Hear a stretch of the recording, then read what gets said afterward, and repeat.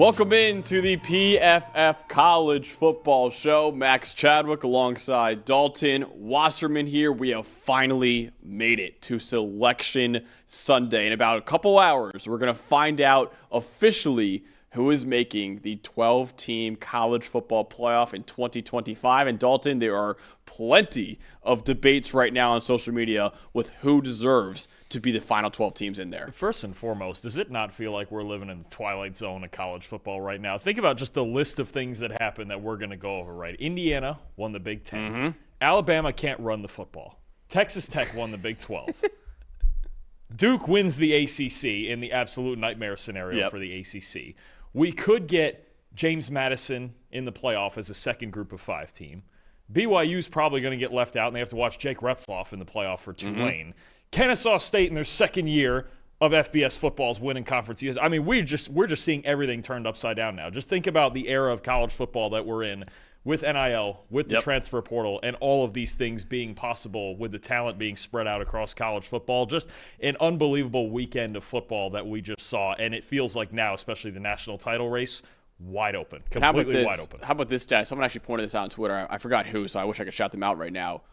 Yesterday, we had the number 1 team in the FBS lose in Ohio State. The number 1 team in the FCS lose in North Dakota State to Illinois State in what was one of the biggest upsets of the year in the FCS playoffs. So North Dakota State, even though they are clearly the number 1 team in the country in the FCS, they will not be winning the FCS national title this year.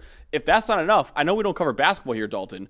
The number 1 team in men's basketball also lost yesterday in Purdue. They got a beatdown yesterday too. So we have the number 1 team in the FBS, FCS, and Division I men's basketball all lose yesterday. I believe the North Dakota State one is as shocking as anything because I believe they were a 24-point favorite in that game. And if I remember right, their odds to win the national championship at the FCS level before yesterday, to win the whole thing, not just that game, were like minus, I think, 350.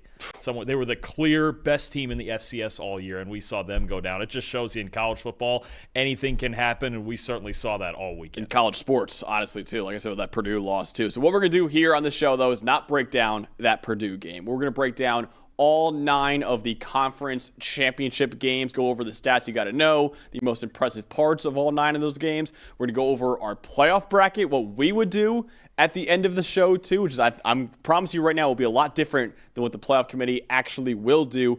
And, of course, now that conference title weekend's over, go over our final Heisman top 5s before we get to the Heisman ceremony, too. Before we get into all that, though, I want to remind you guys right now, PFF Plus is 30% off when you use the promo code HOLIDAY30. You get access to all the same grades, data, analytics that we're going to go over on this show, and also all the same data that's available to every single NFL team that subscribes to us and every single FBS team that subscribes to us as well. And you get access to our 2026 NFL mock draft simulator where you could draft for your favorite NFL team a full 7 rounds in that mock draft simulator. If you want to win your fantasy football championship, and right now I'm kind of in the playoffs right now for fantasy football, you could use our best in the world fantasy football tools. And if you want to make even more money and make back whatever you spend on PFF Plus, the best betting tools on the planet are all available for a PFF Plus subscription. 30% off right now when you use the promo code HOLIDAY30. Again, that will not last very long. Use that promo code right now and take advantage of that sale. All right, Dalton, let's get to the biggest game of the year. And the defending national champion Ohio State Buckeyes, for the first time they've lost since losing to Michigan last year in the final game of the regular season. Ohio State goes down to Indiana. Indiana beating Ohio State 13-10, just like that Michigan game last year, Dalton. 13-10, final score for Ohio State. Indiana winning its first Big Ten title since 1967, their first outright Big Ten title since 1945, and the Hoosiers will enter the playoff as the number 1 team in college football, the only undefeated team left in college football. It will be the first ever number 1 ranking for the Indiana program. Let's go over the highest graded players from this Big Ten championship game. Highest graded player, we'll get to him in a second, Fernando Mendoza locking up a Heisman Trophy with a 92.3 grade, a career high grade for Fernando Mendoza against one of the best defenses in college football. His star receiver, Charlie Becker, was outstanding in this game as well with a 90.6 grade. Elijah Hardy, the linebacker, 90. Safety, Lewis Moore, 83. Another wide receiver here, and Elijah Surratt, 70.6. And an edge rusher in Stephen Daly, 70.1. For Ohio State, their highest grade players in the loss, D-tackle Katie McDonald, 78.3. Linebacker Sonny Styles, 74.3. Wide receiver Carnell Tate was kind of ignored, really, in that entire second half, 72.9. Jalen McClain, the safety, 72.6. Wide receiver Jeremiah Smith, 72.3. And Julian Sayin, who also had a shot to win the Heisman Trophy last night, only with a 72.2 grade in the loss. Dalton, what told the story in this game? So I think the first thing to know about the game as a whole, as you can tell by the final score, and like you mentioned, just like it was in their loss to Michigan last year, Ohio State's loss to Michigan last year, 13-10, this was a defensive slugfest. And I think the first fun thing to me about these playoff rankings and where we're going to go with this, I think you could very easily argue that the 5 best defenses in college football are the first 5 teams that are going to be ranked in these final playoff rankings between these two teams, Texas Tech, Georgia, and I would throw Oregon in there with that unit Dan Lanning's got. They've been playing outstanding football the second half of the year, and that's what you got is arguably the 2 best defenses in college football. Here in this game, playing to a 13-10 game, and the stat that stands out the most to me, these two teams combined to go 2 for 8, 2 touchdowns in 8 red zone trips. Obviously, the successes were timed out a little bit differently with Indiana and Elijah Surratt getting the game-winning touchdown in the second half. They hit 2 field goals and missed one from 39 yards after they were in the red zone, and Fernando Mendoza got sacked. And then you have Ohio State, just the Carnell Tate touchdown early, 1 made field goal, and then the 2 crucial errors, a missed 27-yarder from Jaden Fielding, and the 4th and 1, the quarterback sneak from Julian Sayin where his knee went down short of the line to gain at the 5-yard line. Crucial opportunities missed for both teams, but 2 of them for Ohio State, one of them making the huge difference in this game with the missed field goal. And Ohio State, I think, really I should say both teams, a great defensive effort. How about this? Each team only missed 3 tackles all night. Just ridiculous levels of defensive football in this game. At Ohio State, a 68.6 offensive grade as a team, their second lowest of the season, only behind the Texas game. Indiana, first and foremost, kept themselves in the game here all night with just an outstanding defensive effort that's so representative of their team. The front 7 is outstanding in run fits. I believe they only gave up 87 rushing yards on the night, excluding sacks, because we count it right around here. And then the coverage was just terrific. The mixing up of looks, the rotation of coverages, everything that made Julian Sayin hold the football just a little bit longer than he wanted to. First and foremost, this was an A++ effort, really from both defenses, but especially from Indiana, considering they were the underdog in this game and the offense you're going against with this quarterback and these receivers. Yeah, my stat goes into the Indiana defense even more. Indiana had 5 sacks in the Big Ten title game. Ohio State only allowed 6 sacks all season going into that game. And I mentioned before how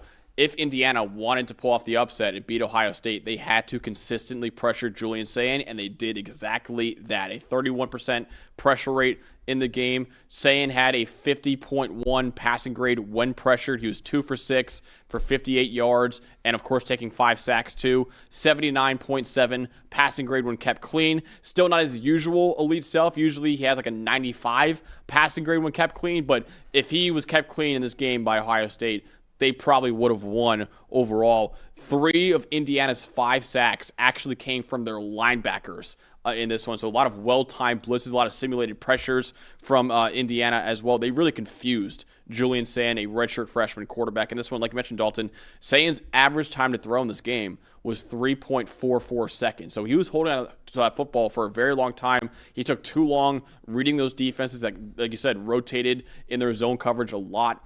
In there too. So a lot of disguised coverages for Indiana that led to Sayin hold on to the football for a very long time, and also led to a lot of sacks for Indiana too. Sayin overall still had a really solid game. Again, like over a 70 PFF grade. Solid game for him, but he could not have the Heisman performance that he needed in order for Ohio State to win this game. You mentioned it, that highest average time to throw of the season. Only the third time this season he's been over 3 seconds, and that's the signature. To me, the two signatures of Indiana's defense are, I don't think any team in the country fits the run better up front, no matter what coverage they're in, no matter how many safeties are in the box. I don't think any team fits the run better than Indiana. I would argue their run defense has been the best part of their team since Curt Cignetti's gotten there over the last 2 years. And two, you mentioned it, disguising coverages, moving safeties, giving you different looks post-snap than you think you're getting pre-snap. And you could see Julian Sayin just a little more hesitant as a young redshirt freshman quarterback as far as what he was looking at, right? They were shading things toward Jeremiah Smith in zone coverage, a similar way to how Texas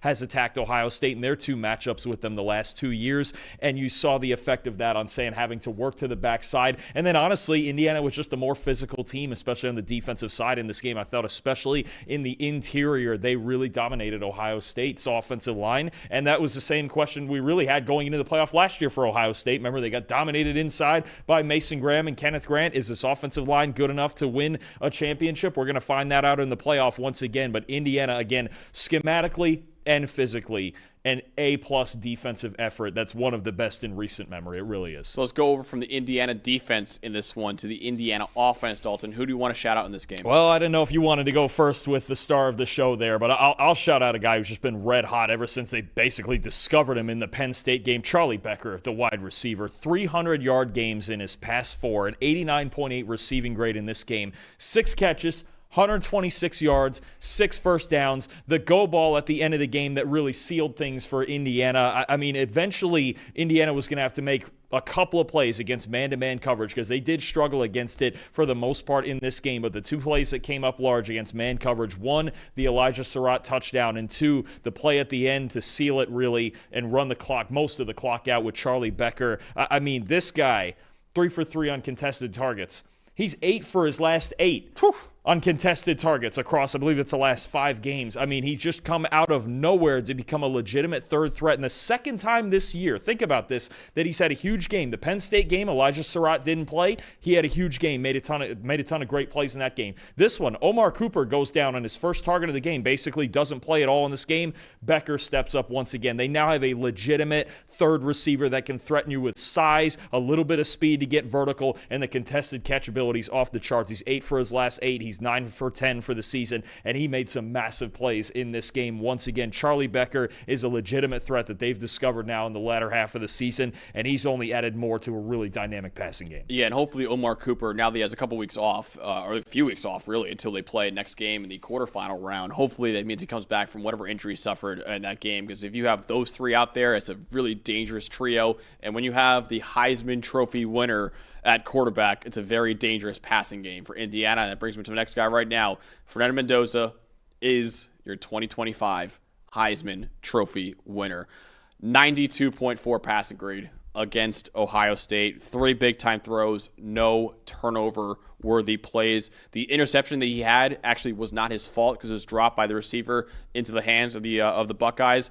Over an 83% adjusted completion rate as well. And Dalton, this guy has come up massive in huge moments for Indiana this year. The game-winning drive against Penn State, that was all Mendoza in that one. The game-winning drive against Iowa had some clutch plays in the win over Oregon in Eugene earlier this year. And now a maestro performance, a career-high PFF grade against the Ohio State defense, the number 1 team in the country, the defending national champion, a team that has not lost all year in the biggest moment of the year so far in the Big Ten title game. If you want Heisman moments, that's mentioned a lot for a lot of top Heisman candidates, you want Heisman moments, Mendoza has those in spades this year. Not to mention, he led Indiana to their, right now at least, their best season in school history. No matter what happens in the playoff, they could lose in their quarterfinal round. It's still the best year ever in Indiana history. It's their first ever number 1 ranking in school history as well.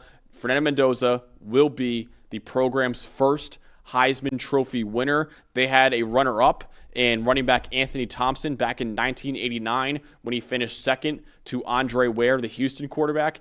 In that Heisman race, Indiana has never had a Heisman Trophy winner. Fernando Mendoza will be the Heisman winner this year. And Dalton, I want to shout out him, and I want to shout out Chris Cignetti because, again, what an amazing job Cignetti has done at that program. Indiana, before they hired Chris Cignetti, won a combined 9 games in the 3 years before he was hired. And now Indiana, last year, they had a Cinderella run last year, one of the best years in school history, going 11-2, making the playoff, losing to Notre Dame. They're even better this year with a 13-0 record so far, the number 1 team in the country going into the playoff. Indiana had not been ranked in the top 5 since 1967. In fact, only 2 years they were ranked in the top 5 before Cignetti got there in 67 and 1945. So this is legitimately the best Indiana teams that we've ever seen right now, and 2 years for Cignetti so far at Indiana, and 2 straight years they're making the playoff, and right now this year, Dalton, they could win the whole damn thing. And, oh no, they absolutely can. The national title race is wide open, and you think about the only 2 games that he's lost at Indiana were to the 2 teams that played in the national title game last year, the 2 best teams in the country last season, and now he's gotten revenge on Ohio State. Is there a road where he may have to get revenge on Notre Dame in the playoff? We'll find that out later. But I think when you look at Mendoza, what really sticks out to me in this game is the 3 big-time throws. His second most of the season, he had 5 against Penn State. This was his second most, all 3 of them on third down, and really, they were the 3 biggest plays of the game. The deep post to Charlie Becker on 3rd and 2, that really flipped the field and gave him an opportunity to score. The touchdown throw to Elijah Surratt from the far hash on the back shoulder, just an unbelievable throw. And then I mentioned the Charlie Becker go ball that really allowed them to milk out most of the clock here. Mendoza was outstanding when he had to be, and sometimes in a game like this and against an elite defense, that's what you're asking for from your quarterback. If this is going to be, if we're going to call this guy an elite quarterback, and now we just pretty much have to do it, right? He made it undeniable that he's an elite quarterback in college football and probably QB1 now in the draft for this performance. Those 3 big-time throws, they're going to get played endlessly from now through the end of April, because you could argue they were his 3 best throws of the entire season. Yeah. Real, honestly, just unbelievable stuff from Mendoza in the clutch. Like you mentioned, the interception, not his fault at all with the ball bouncing around on a screen and all of that. Just terrific performance. Understood the assignment when he had to get rid of the football, throw it away, live to play the next down. This was, honestly, it was his highest graded game of his career, and it's not like he threw for 400 yards or anything like that, but this really was him at his best. Yeah, Fernando Mendoza will win the Heisman Trophy, most likely be QB1 in the NFL Draft too. What a time to have your best game of your career against Ohio State in the Big Ten title game. All right, next up that we've got is the SEC championship game with number 3 Georgia dominating number 9 Alabama by a final score of 28-7.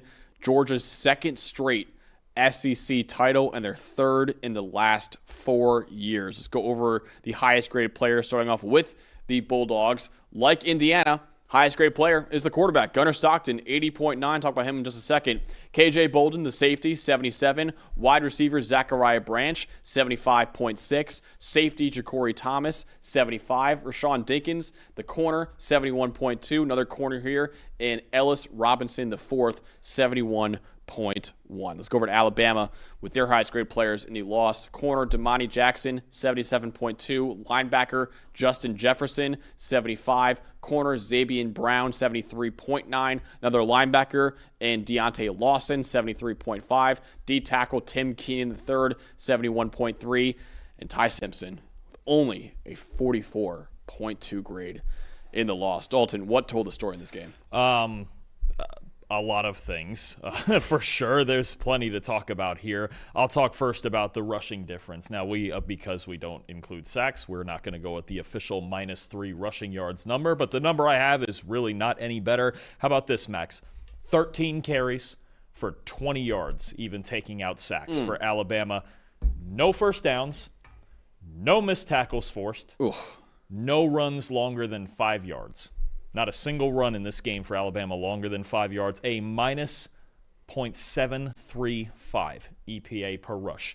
Every number I just said to you was the worst in PFF history by an Alabama offense. Every number. And a 55 rushing grade is the 3rd worst, and the only reason it wasn't the worst is because they didn't fumble. Good for them. I mean, you look at Georgia, Georgia's at least capable of running the football. Is it their most efficient performance ever? No. 40 carries, 147 yards. But 10 first downs, including the Nate Frazier touchdown, and they had the ball for almost 37 minutes. Alabama, for as much as they've been criticized about not being able to run the football, and they've won despite that. This is something that's about to be used against them in arguments that they should be left out of the playoff. Now, I know we're going to have the whole argument later, and we'll see where your bracket lines up, and there are arguments for Alabama absolutely to still be in, for sure. There's 4 teams that have an argument. Only 2 of them are going to get the spots, but Alabama's complete inability to run the football and as one-dimensional as their offense is, it has hurt them in past games. We saw it against Oklahoma. We saw it in games that they won, right, where they're just too one-dimensional. They slowed down against LSU. They were not great against South Carolina because they couldn't run the ball. It came to a head in this game, and especially with Georgia and everything Glenn Schumann was running in the passing game we'll go over in a second, you just can't. You can't be this one-dimensional against a team this good, and even if they get into the playoff, it has to be their biggest concern against whoever they're playing. They're too one-dimensional on offense. And, Dalton, they were no-dimensional. Zero-dimensional in this game. Because when you have a run game that bad and a quarterback who played that bad, this is why you score 7 points in the SEC title game. Because my stat total story in this game is Ty Simpson with a 46.3 passing grade against Georgia. One quarterback we'll get into later on played clean football. Another one did not play clean football in this one. I said in the preview, Georgia knew that they need to make Ty Simpson very uncomfortable with pressure and with blitzes. Because Ty Simpson, when you leave him alone in the pocket, he's a great quarterback. But when you pressure him or when you blitz him, you make him a little uncomfortable, he is nowhere near as good, and Georgia did just that. Dalton, I mentioned before, in the regular season game that Georgia had against Alabama, they blitzed him 51% of the time. That's a lot. That's a heavy blitz rate. This game, they blitzed him 61% of the time. Glenn Schumann and Kirby Smart were sending 5 or more rushers on 6 out of 10 dropbacks, basically, for Ty Simpson in this one. Georgia's blitz rate on the year is 42%. They raised that by 20%, basically, in this game because they knew they have to get after Ty Simpson, and Georgia's had a really bad pass rush all year, but when you send all those blitzes at him, he is nowhere near as comfortable. Ty Simpson with a 47.8 passing grade against the blitz against Georgia in the SEC title game. He also had a 45 passing grade when kept clean in this one. It reminds me a lot, Dalton, like the Sam Darnold quote of, I was seeing ghosts out there. He was seeing ghosts out there, honestly, at Georgia. He felt like he was always uncomfortable. Even when there was no pressure on him, he still looked uncomfortable for Alabama out there. And listen, he's had a good year overall for the Crimson Tide, but his one kryptonite all year has been when defenses blitz him or pressure him. Credit to Kirby Smart and D coordinator Glenn Schumann for finding that weakness and sticking their thumb in that weakness, and that led to a really bad game from Ty Simpson. It's been the big problem for Simpson as the year has gone along, especially the second half, because the last game he really played well against the blitz was the Vanderbilt game, and understandably so. He was really good in that game, but the second half of the year it's been not good at all against the blitz. And Glenn Schumann, that's my most impressive guy. He's on an absolute burner right now. Max, Georgia's given up 10 points or fewer in 4 straight games.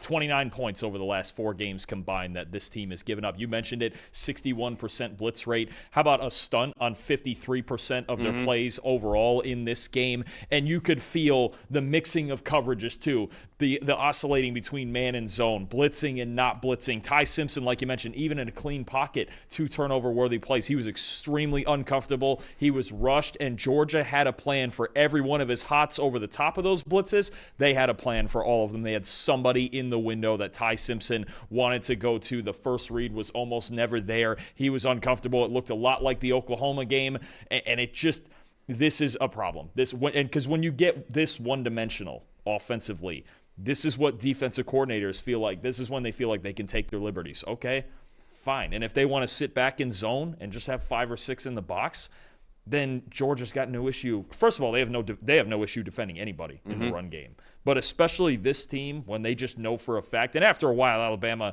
they've shown this before, if they have no success running the football early, they're just not going to do it. They're not going to bother. And they didn't have Jam Miller in this game either. That doesn't help their cause. So it really is the biggest flaw on their team at this point. Alabama is offensively, they can't run the football. They can't get to a play-action game the way they want to. Ty Simpson, without play action in this game, a 35 passing grade. And then everything's just too predictable from there. And honestly, this receiving core that we thought was going to be one of the elite ones, one of the top 5 receiving cores in college football this season, they just haven't been that good. They've been good. Obviously, Ryan Williams made plays in this one. Jeremy Bernard's been good all year, but they have not been the elite receiving core that they need to run an offense like this. So they're just not enough firepower right now for Alabama to beat an offense like this, and they're way, way too one-dimensional. Yeah, Jam Miller and Kevin Riley, their number 2 running back, also was out in this game too. So you're on your number 3 running back already for a struggling run game. It's not great. And that's the part where, yes, they only had 20 yards rushing, but also only 13 carries. Yeah. And at a certain point, they basically just quit on it. They're like, well, I guess Ty's got to. And Ty Simpson had 4 of those carries. Mm-hmm. Think about that. And Ryan Williams had 1 of them, and Lottie Brooks had 1 of them. They just cannot. They're incapable of it. There is struggling to run the football.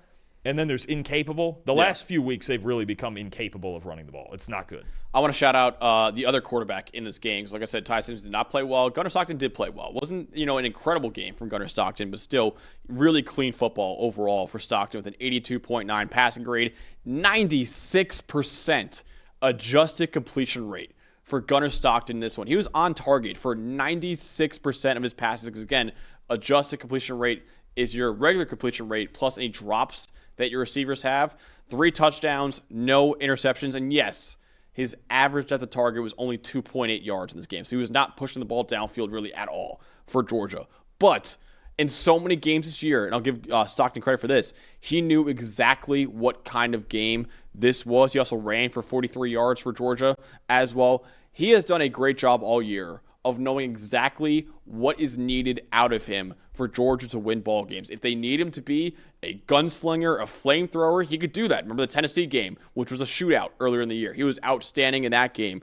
In this one, he was a quiet assassin who let his defense shine in the game. So again, not an incredible day on the stat sheet for Gunnar Stockton, but a great job overall playing clean football, throwing 3 touchdown passes, and leading Georgia to victory and letting the defense be the hero of the game for them. The goal for Georgia on offense here was ball control because Alabama, despite being a heavy passing team, was one of the national leaders in time of possession, right? They really choke you out with their short, quick passing game, and they want to run as many plays as possible. Georgia came out with the same approach, the run game as they always want, but Gunnar Stockton in this game, a little more conservative, came out with the screen game, racking up yards after catch. It looked like early season Georgia, and again, the big thing, they won time of possession. So not only was Ty Simpson struggling, but they gave him so few opportunities to work. And they got out ahead so Glenn Schumann could just stay in those blitz packages. This game, this was A-plus complementary football that Kirby Smart talks about all the time, trying to win and they won in all 3 phases. Don't forget the block punt early is what really got the ball rolling for Georgia, put them up 7-0 early on with the ensuing touchdown. So Stockton all year, every game, no matter how much, sometimes people have criticized him and he wasn't great against Georgia Tech, but in just about any other game this year other than that one, he's understood the assignment. If they have to put the game in his hands, he's been able to win it. If it's like this one where it's just, hey, methodical, manufacture offense, win a ball game however we need to, then fine. He's been really good all season. He deserves a lot of credit for this performance. Definitely. Georgia beating Alabama. Georgia winning the SEC title. Georgia most likely clinching the number 2 seed in the playoff behind Indiana. And we'll find out whether or not Alabama gets into the playoff with a 10-3 record overall later on. We'll get into our opinions on whether or not that should be the case later on in the show when we break down our playoff bracket. We'll talk about that later on, though, because I don't want to get sidetracked by that conversation, because we can talk a lot about that whole conversation around Alabama. Let's get to the next game right now, though.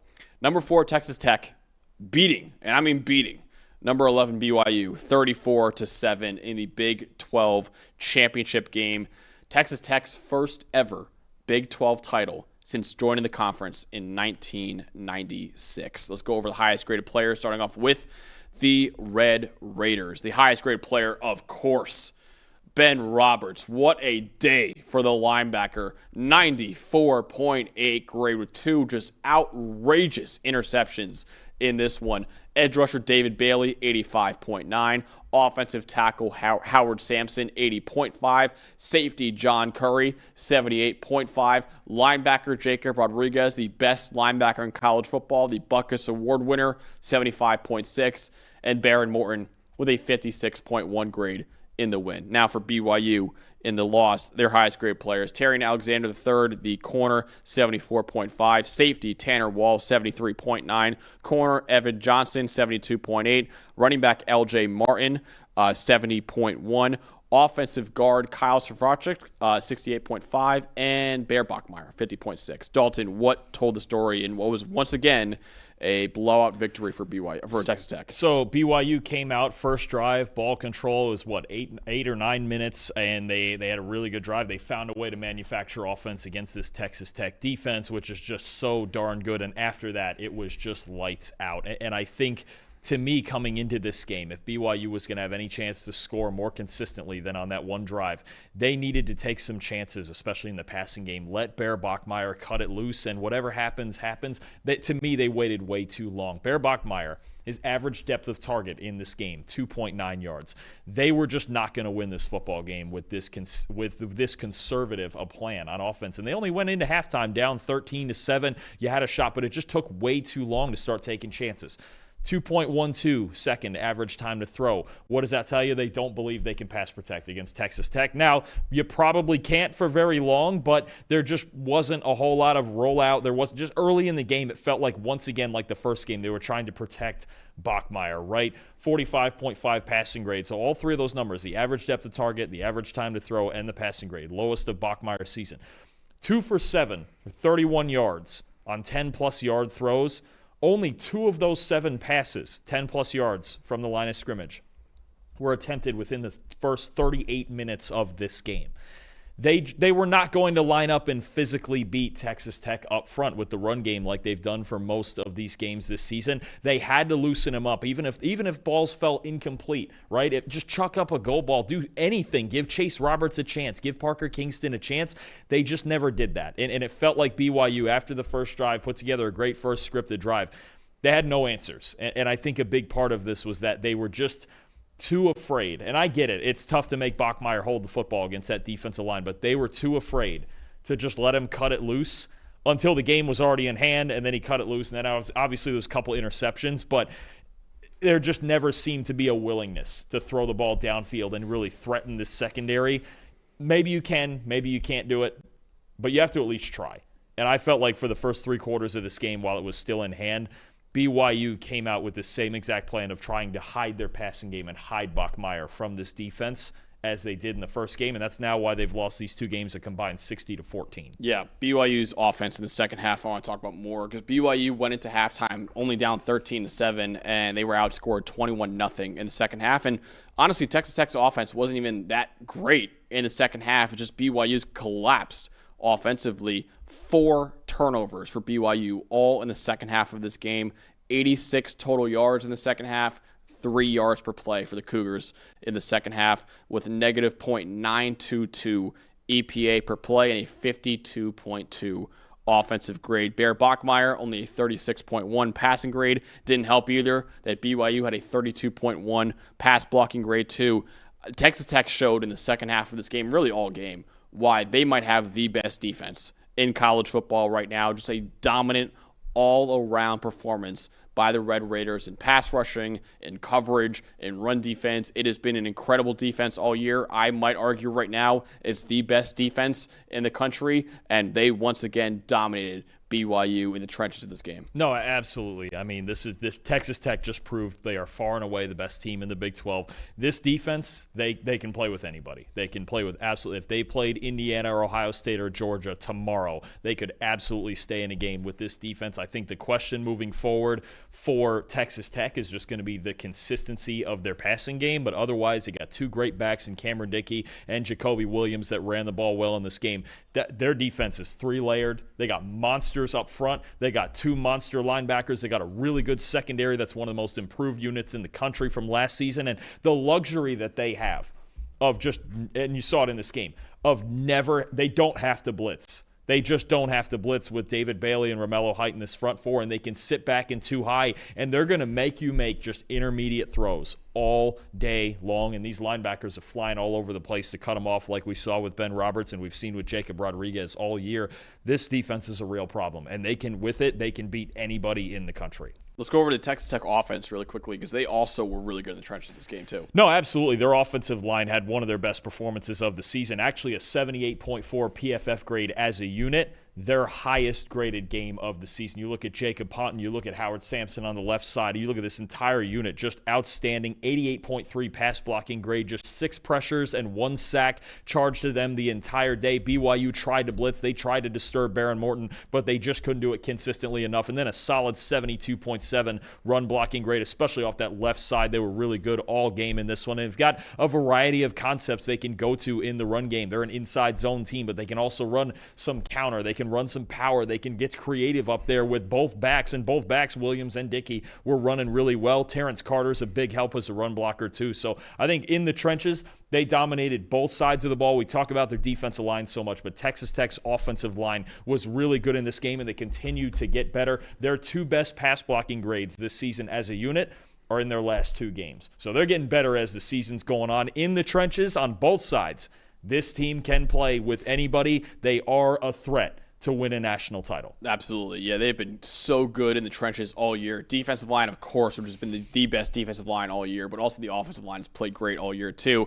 I want to shout out a linebacker from Texas Tech, and not Jacob Rodriguez, who has been the best linebacker in college football. I'd argue right now should be a Heisman finalist right now. I'm going to shout out his teammate, though, Ben Roberts, because he was the superstar linebacker for Texas Tech in this one. A 96 coverage grade for him with, like I said before, 2 just absolutely ridiculous interceptions. One of them where he jumped up in the air and tipped it to himself off a bullet from Bear Bachmeier. Another one where he dropped into zone coverage, made a one-handed interception too. He also had a run defense stop in this game. The redshirt junior was an absolute stud for Texas Tech in this one, and he will be, unless he declares for the draft, which I don't think he will, but he should be one of the leaders of this Texas Tech defense next year with Jacob Rodriguez moving on to the NFL after this year. I mean, just unbelievable stuff from him. I'm digging back through now. It's obviously the highest graded game of his career. Think about it like this. I don't believe he has another game in his career with an 80 grade. He's a 3-year starter, and this was the first time he's ever even gotten an 80 grade, and he was the highest graded player in college football this week. The 2 interceptions, like you mentioned, the plays and cover, just unreal. It just shows you how loaded this defense is, that a guy like Roberts steps up and plays the game of his life and really put this game away in the second half. Unbelievable stuff from him. Unbelievable stuff from Rodriguez all year. This defense all year. Just a fantastic performance on the biggest stage. Definitely. Yeah, big win for Texas Tech over BYU. This is the final BYU video we do this year. I want to thank the BYU faithful for watching us all year because they have been incredibly generous to our show. We obviously will be covering a lot more Texas Tech on this show too. But if this is the final BYU games, I don't think they'll get into the playoff, although we'll get to my bracket later on in the show. We actually have a comment, Dalton, from Bernie in the chat saying, "You idiots still have BYU in." We'll find out later in the show. Find out later, Bernie. I'll tell you that right now. It's been a strange process, as it always is with this committee. Stay tuned. Stay tuned. We'll make some arguments for potentially BYU again, and we'll see later on in the show. But if this is the final video, though, I want to thank you guys. Maybe we will cover the bowl game. Maybe. We'll see what happens in the bowl season. But, yeah, they've been great to us all year. And Texas Tech, once again, dominating BYU, winning the Big 12. And Texas Tech will get a first-round bye in playoff with the win, too. All right, let's get to an incredible Power 4 title game that we had. Probably the best game of the entire weekend, I would argue. Duke beating number 17 Virginia 27-20 in overtime of the ACC championship. Duke's first ACC title since 1989 when Steve Spurrier was still the head coach of Duke, and it's their first outright ACC title since 1962. Let's go over the highest grade players, starting off with the Duke Blue Devils. Highest grade player, a guy I'll talk about later, Wesley Williams, the edge rusher, 89.3. Luke Mergott, the linebacker, 82. Andrew Pelchada, the safety, 80.6. Nate Shepard, the running back, 74.7. Aaron Hall, the D tackle, 73.8. And Darian Mensah, 72.5. For Virginia, highest grade players in the loss, Devin Neal, the safety, 74.9. Fisher K-Mac, the edge rusher, 74. Cam Ross, the wide receiver, 73.6. Jacob Holmes, the D tackle, 71.6. Corey Costner, the corner, 70.6. And Chandler Morris, the quarterback, 73.3. Dalton, what told the story of this game? You get through a game like this, and there's so many things, stat-wise that are so even, right, at the end of it. A game that went to overtime, and only fitting that Virginia had to bring things to overtime to see if they could win the ACC title game as they've done all year. But Duke coming through in the biggest moments of this game. The interception, obviously, at the end is going to be the biggest one. But to me, I look at that all across the game. 3rd and 4th down. They were a combined 10 of 20 on 3rd and 4th down, including 4 for 4 on 4th down max. All 3 of their touchdown drives included at least one 4th down conversion. Darian Mensah and the Blue Devils won every big moment. 5.8 yards per play on 3rd and 4th down, a 0.6 EPA per play. It's just fantastic. 73.8 offensive grade on 3rd and 4th down, 10 points higher than Virginia on their 3rd and 4th down tries. And Darian Mensah, 83.1 passing grade in those situations. He came through in every big moment they needed him to, including the game-winning touchdown in overtime. At the end of the day, an even football game between 2 solid teams in the ACC, battling it out to the very end, and Duke made the biggest plays in the biggest moments. That's the difference when you get to a one-score game, when you get to an overtime game. And credit Virginia for fighting back at the end of the 4th quarter from a 10-point deficit. But Duke, when it mattered most, and when you look at the highest leverage moments in this game, Duke won those battles. I want to shout out the Duke secondary in this one because I'll admit in the preview I said, listen, they got to play a lot better on the back end of their defense if they want to win this game because Virginia's Chandler Morris had a great game in the last time against Duke only 3 weeks ago, honestly, too. And Duke has had serious issues in their coverage unit all year. In fact, Duke entered this game 114th in America in coverage grade. They have had sub 65 coverage grades in 9 of their 12 regular season games so far this year. 2 of the 3 where they are above 65 were against Elon and against Syracuse, a Syracuse team that had practically nothing at quarterback once Steve Angeli went down with an injury. So 2 of your 3 above 65 were against an FCS school in Elon and a team in Syracuse that basically had an FCS version of a passing offense this year. And in the loss to Virginia 3 weeks ago, a 63.7 coverage grade too. 75 coverage grade last night for Duke. That is far better than I expected, honestly, for the Blue Devils. Only a 69.6 passer rating allowed, negative .061 EPA per pass, 5.4 yards per attempt, 6 forced incompletions for the Blue Devils too. And they also picked off Chandler Morris twice, including the game-sealing interception in overtime. Their secondary, which has struggled a lot over the middle of the field this year with Terry Moore, the star safety, being out the entire season with a torn ACL he suffered last year, they were actually great over the middle of the field in this game. So credit to Duke, man, because their coverage unit played a lot better than they played all year and was a big reason why they could win this game in overtime. They really did. For the most part, frustrated Chandler Morris with a lot of zone coverage throughout the game. They got a little man-heavy at the end of the 4th quarter, and that was the reason Morris could bring them back in. Virginia was winning some of those one-on-one matchups. And then I'll tell you, did you get a chance to see the All-22 on the play at the end from Luke Mergott? Yeah. Just unreal stuff to read the backfield that Jamari Taylor was loading it up to throw it back. The tight end going back across the grain the other way. Him having to flip his hips 180 degrees to turn a run and get back with him just on the front hip to stay with him.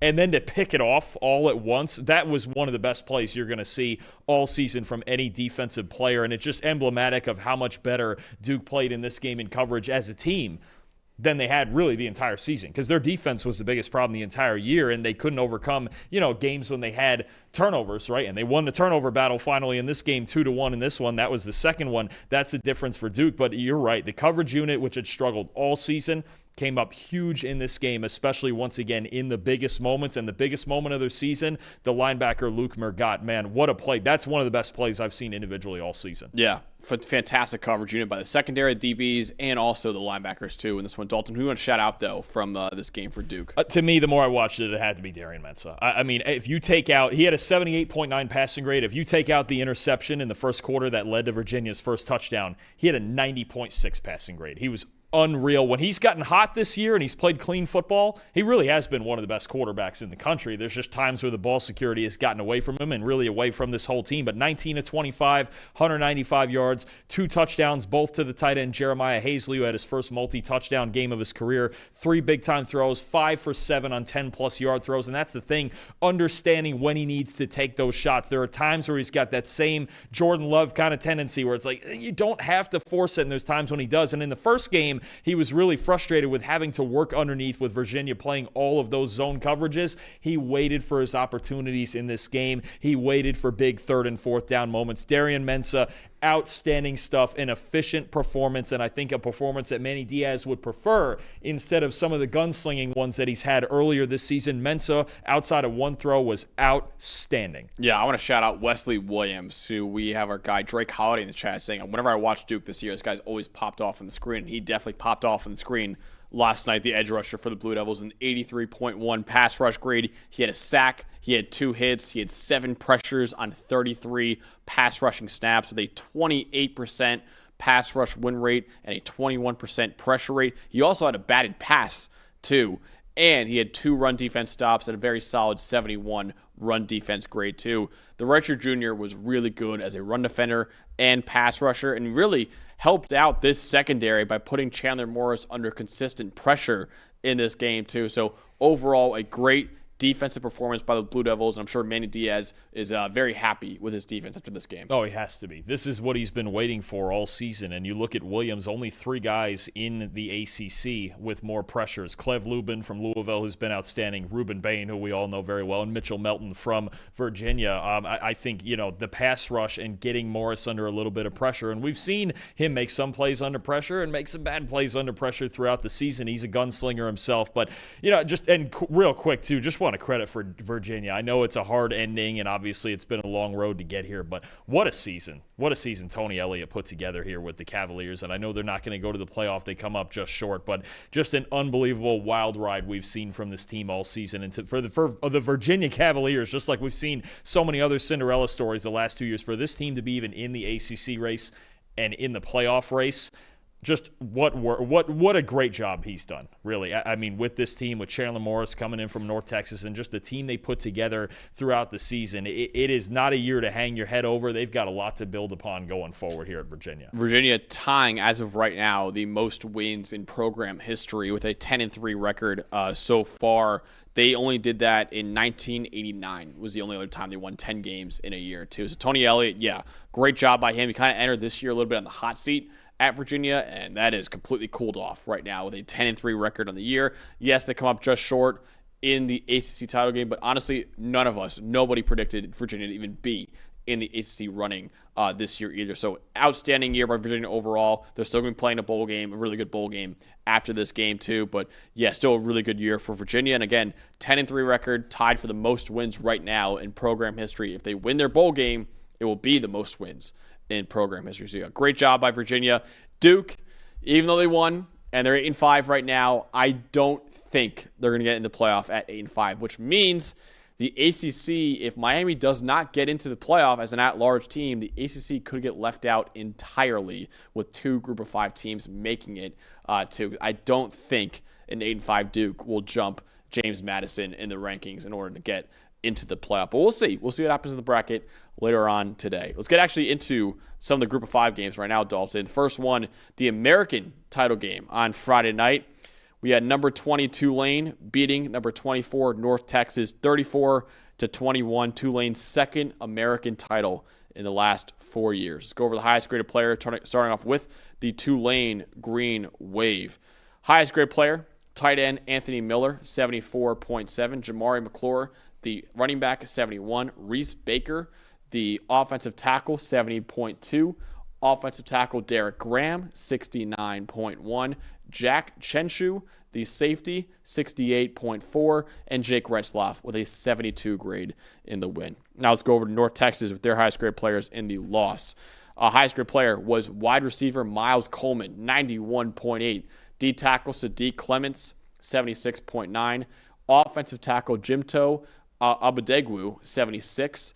Will Jones, the second, the safety, 74.6. Cameron Dorner, the wide receiver, 72. And Drew Mestemaker with a 80.6 grade in the loss. Dalton, what told the story in this win for Tulane? Tulane, big stat for me, 35 minutes and 8 seconds of time of possession. They did an outstanding job. After North Texas put together a really good first drive to go down and score and go up 7-0, Tulane played the best game to keep away they possibly could have, right? They ran the football well, especially off tackle. They got in 12 personnel, as they do so often, 2 tight ends on the field. They ran to the edges. They were going to stress the edges of this North Texas defense constantly, whether it was with the run game or their play action game. 30 off-tackle carries for 150 yards and 9 first downs, 2.5 yards before contact per carry on off-tackle runs. Outstanding stuff. Between that and North Texas turnovers and North Texas not having Caleb Hawkins and not having as much balance as they usually have with the run game with one of the best backs in the country, got hurt early in this game and didn't go back in. You look at this Tulane team, they really got to play their style of ball in this game, and that was so crucial when you're talking about keeping this explosive North Texas offense off the field. After that first drive, okay, which I believe was, pretty close to, 9-10 minutes it was? After their first drive, North Texas had the ball for 18 minutes and 24 seconds. For, again, a variety of reasons. But Tulane, they were more physical on their offensive line. They were able to just consistently keep that time of possession going. And they answered with an 8-minute drive of their own after that first drive to tie it up at 7. And from there, they just felt really, really confident about their run game and forcing turnovers. 5 turnovers obviously helps as well. Yeah, definitely. That's my stat that told the story. This one, turnovers in this game.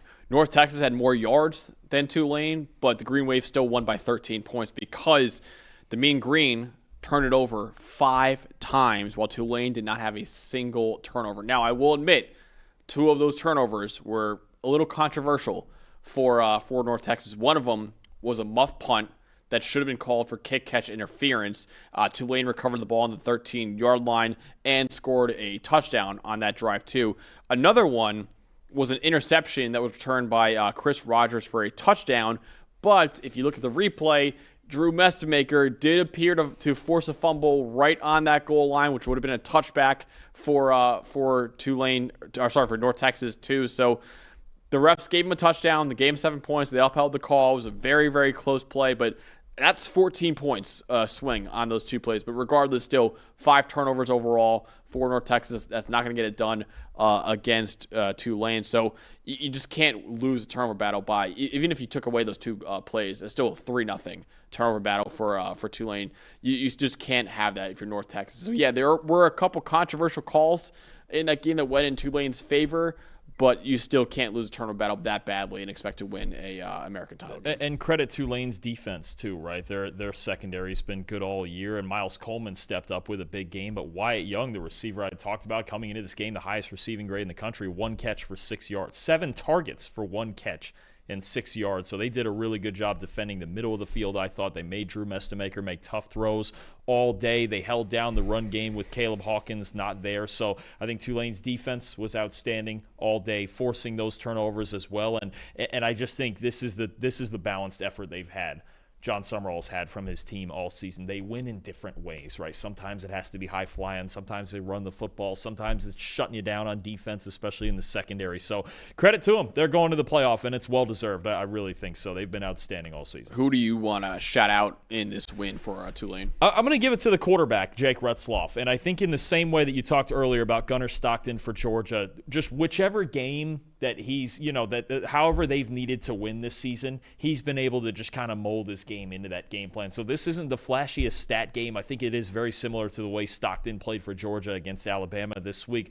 13-21, 145 passing yards, 56.5 passing grade isn't great, but it was the one turnover-worthy play in the fourth quarter that also could have really flipped this game upside down. That really hurts his grade. If I take that one play out, his passing grade goes up to a 67. Also 16 carries, 40 yards. How about 9 first downs? So I should say really 7 first downs plus 2 touchdowns for Jake Retzloff on the ground. He's been getting it done on the ground all season. He's really unleashed his legs as he's gotten over here to Tulane and gotten comfortable in the offense. And look, he's led this team to the playoff. There's been other games like the Memphis game where he had to go out there and have his best game of his life throwing the football. This one, it was back to manufacturing offense. So to me, when you talk about the leader of this football team, no matter how they have to play in any given week, he's been getting it done all season. Yeah, I want to shout out his coach, John Summerall, who took over for Willie Fritz, who, of course, left the program for Houston, and he has kept the program rolling, even without Willie Fritz there. 20-7 record right now over his last 2 years, his first 2 years, I really should say, at Tulane.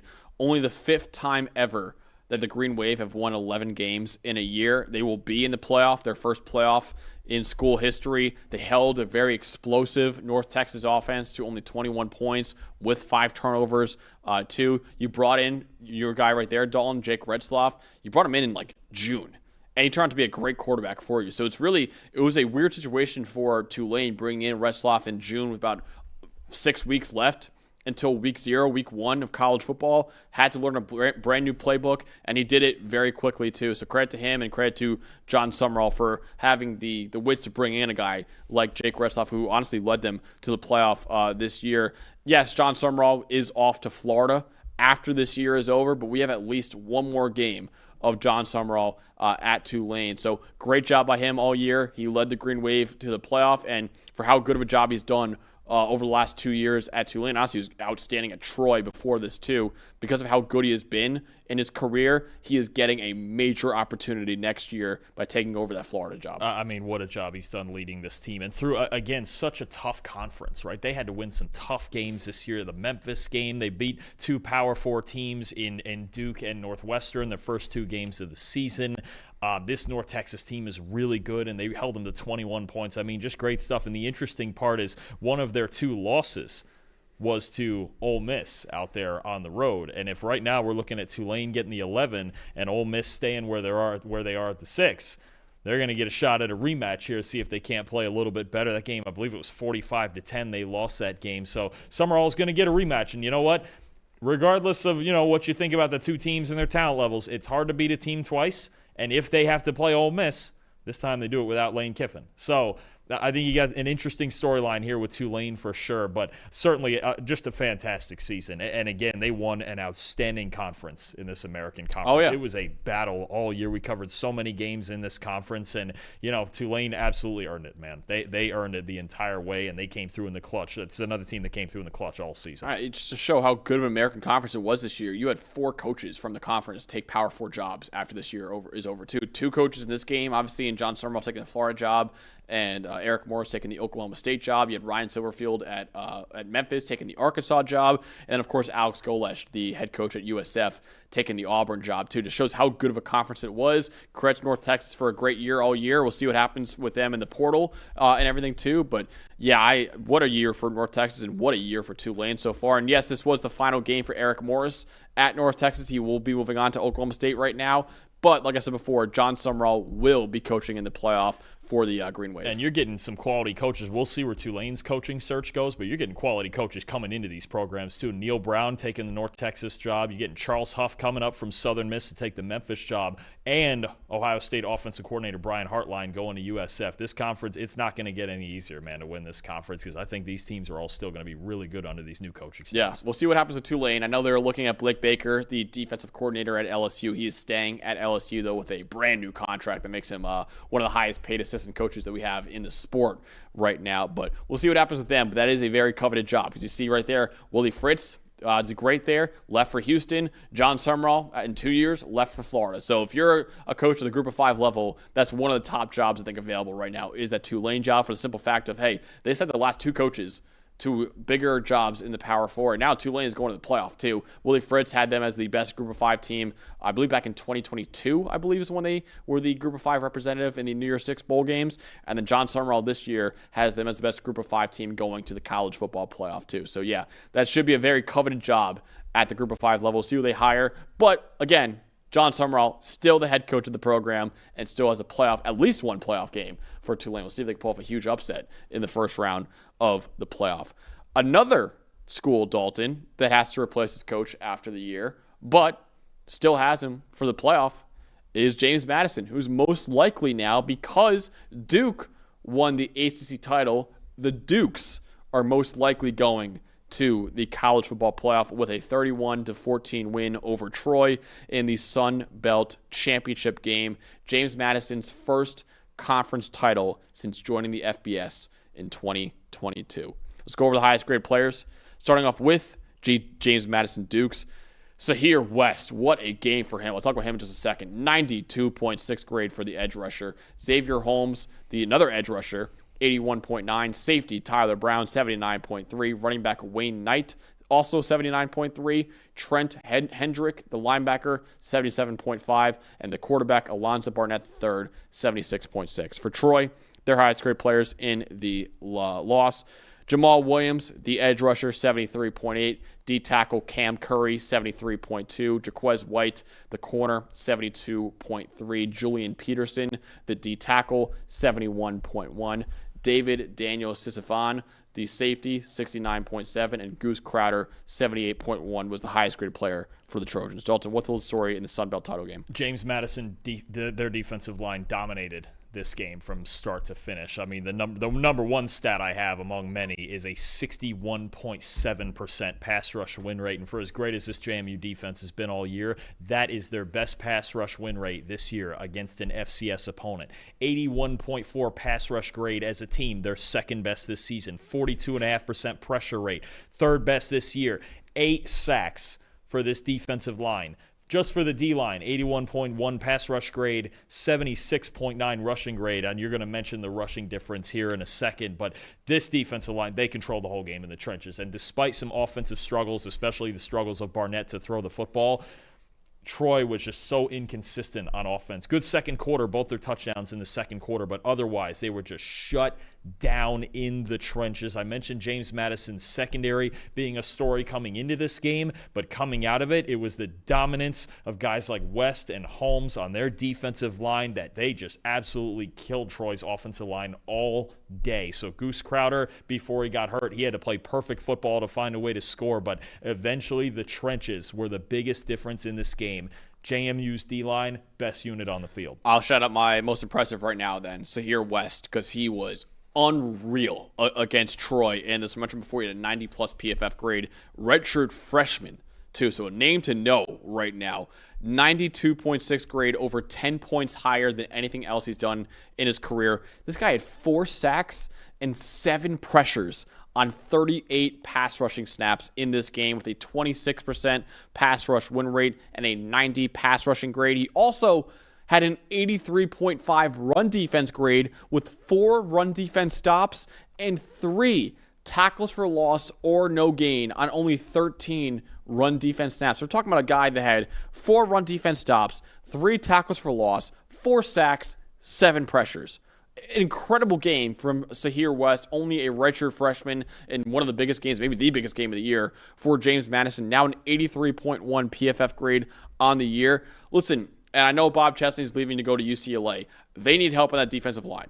If Bob Chesney's smart, and he is a very smart coach because he's got that job, I would look at Sahir West and say, hey, buddy, why don't you come with me to UCLA? They need this kind of guy, man. And this is a guy that, honestly, we'll see what happens in the portal, and maybe he sticks around and plays for Billy Napier. But if he does enter the transfer portal, Sahir West is an underrated name to know with how young he is, how good he's been as a redshirt freshman, and how freaking dominant this kid was in the Sun Belt title game. So again, if I'm Bob Chesney and I'm going to UCLA with how bad their defensive line was this year, I'm looking at Sahir West and saying, hey, man, come with me to UCLA, and we'll get you, hopefully, on track to be an NFL player. Shout out, too, to Xavier Holmes on the other side, tying a season high with 6 pressures, 3 sacks in this game, the transfer in, a fifth-year guy from Maine. This, again, you talk about the number of guys on this defensive line that played well in this game. It was unbelievable, the dominance in the trenches they had, but the dominance from West and Holmes, especially off the edges, that really made a huge difference here. Who do you want to shout out in this win for James Madison? Look, for me, it's going to be the running back, Wayne Knight. And this was a game where James Madison really struggled to throw the football. Troy's secondary was on it. Alonzo Barnett really was not comfortable in the pocket all night, and they made him beat them from the pocket. He just couldn't do it. But Wayne Knight, who's really emerged as the season has gone on as their star tailback, coming into the year, I really thought it would be George Pettaway who was going to carry this backfield. But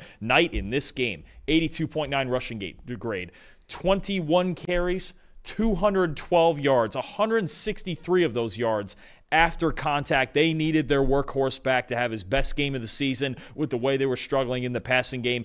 Outstanding. 8 missed tackles forced, 5 explosive runs. The run game for James Madison carried their offense. It was a slow burn for sure. They got 2 late touchdowns there, but it was awesome to see Wayne Knight have his best game of the year on the biggest stage for them when playoff hopes were on the line on Friday night. Absolutely. Yeah, we actually have someone in the chat, Dalton. I'm sure a Texas Tech fan saying Zahir West is going to look good in Lubbock.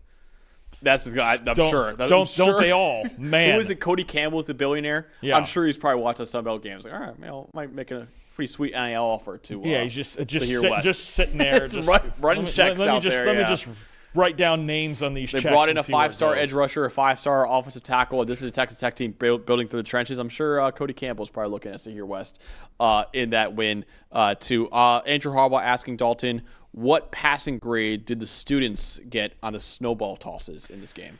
Boy, well, probably 95 plus, I would say. They're pretty accurate. Yeah, I mean the problem we do downgrade you for penalties. Did they get called for a penalty? They got warned. No, they got warned. They got a warning. Okay, yeah. Then they were all over it then, man. I mean, it was it's always a thing. You usually see that sort of thing in the NFL and Buffalo and places like that, but JMU fans, man, they were nailing that poor punter. Yeah, I mean, they showed a replay. Like, that punter got hit like 3 times by snowballs. Yeah, it was tough. It was tough. You know, it's whether it's tortillas down there in Lubbock or it's snowballs in Virginia or whatever else you might be. They're just college kids, man. You just can't stop them from throwing things. I mean, great performance really by something. But honestly, great performance by James Madison's fan base for going to the point where you don't get a penalty and not crossing over that line, but getting right to that point and just making sure that Troy feels like, hey, we're here now. Well, there's something too, just rattling, rattling a team early in the game. Like not hurting your team by getting a penalty, but like, hey, just letting you know we're here. It was, this snowballs. I'm sure we'll see it in the NFL at some point this week. Yeah. I know those lunatics up there in Buffalo are going to be doing it at some point. Definitely.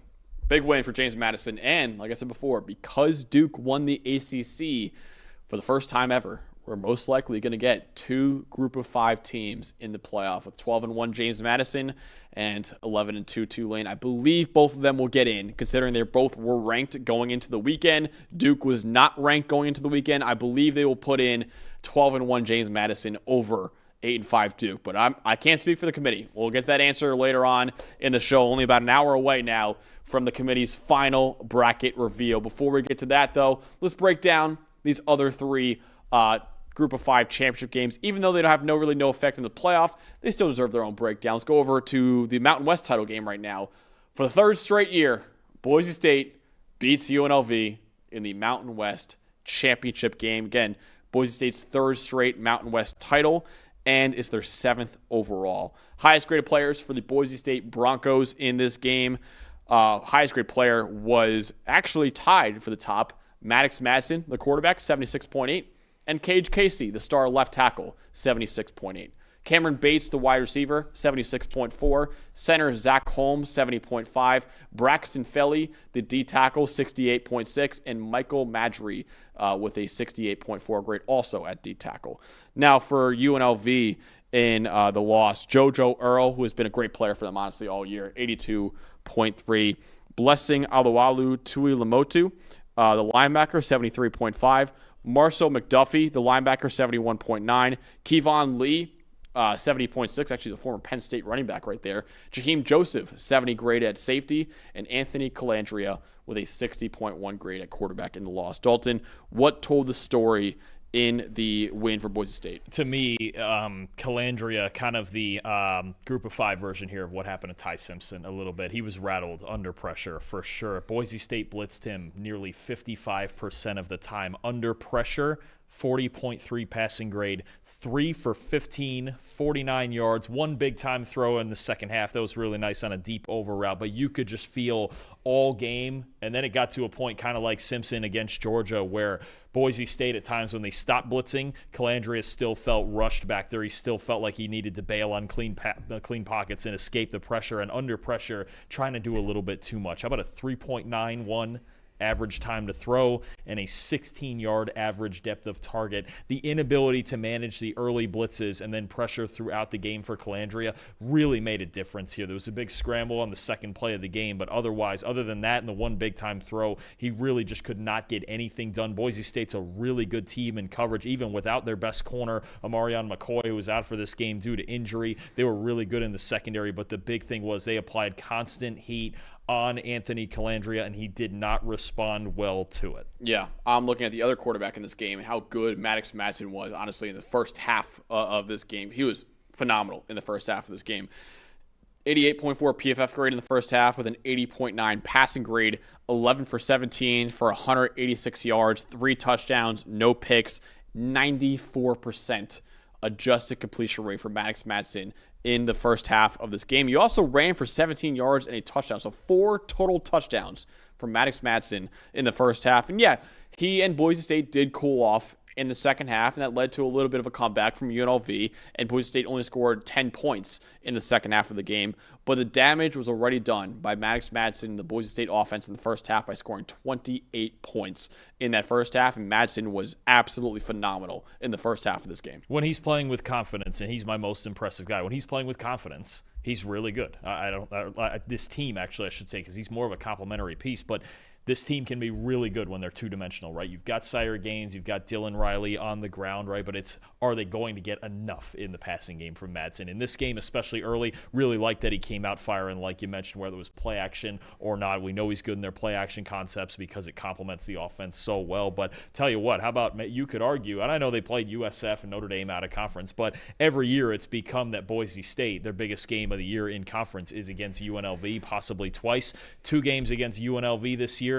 8 total touchdowns, 86 PFF grade. When your quarterback plays like that against arguably your biggest rival in the conference right now, you're going to win ball games, and that's a part of the reason why Boise State has UNLV's number right now. Maddox Madsen tied for the highest graded player for Boise State. The guy he was tied with is my most impressive, Cage Casey, the left tackle for Boise State. He showed why he could be taken on day 3, I think, of the NFL draft this spring, if he does declare, because he still has 1 more year of eligibility if he wants to take it again. 88 pass blocking grade, 0 pressures allowed by Cage Casey on 33 pass blocking snaps, and also 0 losses on pass blocking snaps, because we do chart pass rush wins here at PFF. There are some times where defensive linemen can beat an offensive lineman but not get a pressure on the play due to, outside circumstances. 0 losses, though, for Cage Casey. He was quite literally perfect in pass protection in this game. Also a solid 70 run blocking grade in the win 2 for him. He has been one of the best pass blockers in college football since last year, honestly, and he's always been a rock-solid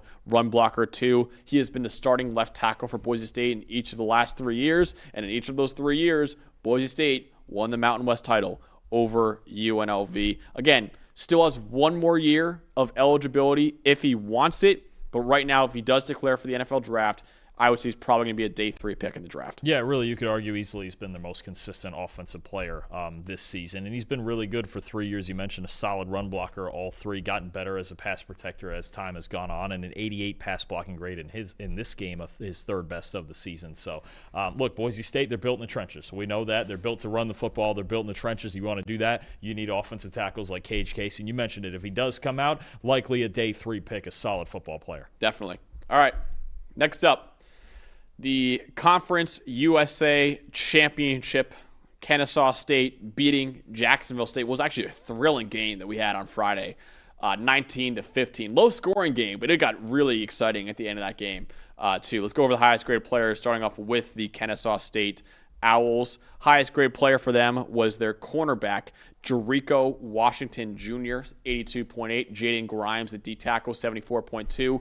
Running back Coleman Bennett, 70.9. Wide receiver Christian Moss, 68.6. Caleb Offord, the corner, 66.8. And the quarterback, Amari Odom, with a solid 73.6 grade in the win. For Jacksonville State, their highest grade players in the loss, linebacker Max Sanders, 81.2. Talon Carter, the D tackle, with a 76.1 grade. DeAndre Johnson, the wide receiver, 75.9. Garen Stansberry, the edge rusher, 71 grade. Emmanuel Oyabadejo with a 70.9 grade, also at edge rusher. And Caden Creel with a 61.2 at quarterback. Dalton, what told the story in this game? If you're going to hold down Jacksonville State, you have to hold down this run game. And Kennesaw State, honestly, for the vast majority of the night, did a really good job of it. Here's the stat: 4.5 yards per designed carry for Jacksonville State, and just 2.6 in the first half, 2.6 yards per design carry in the first half. Kennesaw State's defensive line, they were aggressive. They were getting a lot of penetration in the first half. Jacksonville was going to a little bit more, some more creative looks in the second half. They were finding some creases, but they really could just never get it going. 5 explosive runs by design in this game, only 2 of them in the first 3 quarters, and only 41 yards before contact on design carries in this game for Jacksonville State. They're built to run the football. Cam Cook is the engine of their offense. Caden Creel plays a part in that as well. But Kennesaw State, especially early in the game, was terrific. It was just an all-out team effort to go, you know what? This team is not going to run us over early in this game. They either got to get to the edges, they got to get creative, or Caden Creel's got to beat us with his arm. Last stat for Jacksonville State. 4 games this year, including this one, where they've been under 5 yards per design carry. They lost 3 of those games, and the one win was a 3-point win over Middle Tennessee, who's 3-9 team this season. So you look at that and you go, you slow down the run, you give yourself a shot to win. Kennesaw was a little bit ugly because Jacksonville State was preventing the deep ball that Amari Odom usually wants, but I'll talk about him in a minute. Both teams' defenses, I think, took the other out of the style of offense they want to play. But in this game, that benefited Kennesaw more because they had the quarterback who could overcome that. Jacksonville State did not have the passing game to overcome that, and we've seen that multiple times this year. Stop the run, stop Jacksonville State. Definitely. By the way, Jake in the chat, I do see your super chat. Really appreciate that. We'll get to your question at the end of this review. We'll go to that right after that. But, yeah, I want to talk about the passing difference in this game because I think Amari Odom was good enough in this game. Jacksonville State had 0 passing game to speak of. And like Dalton said, when you do a good enough job in run defense against Jacksonville State, you really stall out the offense completely, honestly, because Kennesaw State, .211 EPA per pass, negative .624 for Jacksonville State in EPA per pass. Amari Odom had a 70.7 passing grade. Caden Creel had a 44.6 passing grade. 250 yards for Amari Odom, basically 96 yards for Caden Creel in this one. Again, since they did a good enough job, it wasn't elite by any standards, but it was a good enough job in run defense by Kennesaw State in this one, you could shut down this Jacksonville State offense, and Caden Creel could not get it done as a passer in this game, and it's why ultimately Jacksonville State can only score 15 points against the Owls. For sure, and I'm going to take Odom as my most impressive guy because, look, Jacksonville State, they frustrated him in this game a bit the same way that they did in the first game. Deep shell zones, and we're going to see if Amari Odom can beat us underneath. He did that. 4.9-yard average depth of target, second lowest of the season, 78.8 completion percentage, his second highest of the season. He played a more conservative brand of football to just play it safe, right? The first game, he threw 3 interceptions in the red zone. He was good with the ball security in this game. His accuracy was good in this game. And when he had to make plays on that final drive, the 2 plays that are going to stick out, maybe the 2 biggest plays of his career, a 3rd and 27 where he just rips a ball down the seam to set up a 4th and 1, and then a 4th and 14 scramble to then set up the winning touchdown, got blitzed off the left side, rolled out of the back of the pocket, got the 14 yards that he needed, made huge plays when he needed, but throughout most of this game, I was really impressed with his ability to just manage it, because that's what I was worried about. If the deep shots, if the home runs are taken away, what can Amari Odom do to manage his way through this game? He did it, and then he put together the game-winning drive when he had to. Credit to Jerry Mack for getting the game plan across. Credit to Odom for managing this game well, and even when they got punched back in the mouth when they were up 12-0, then they went down 15-12, they found a way to put together the game-winning drive. Really fun football game we had between these 2 teams. Oh, it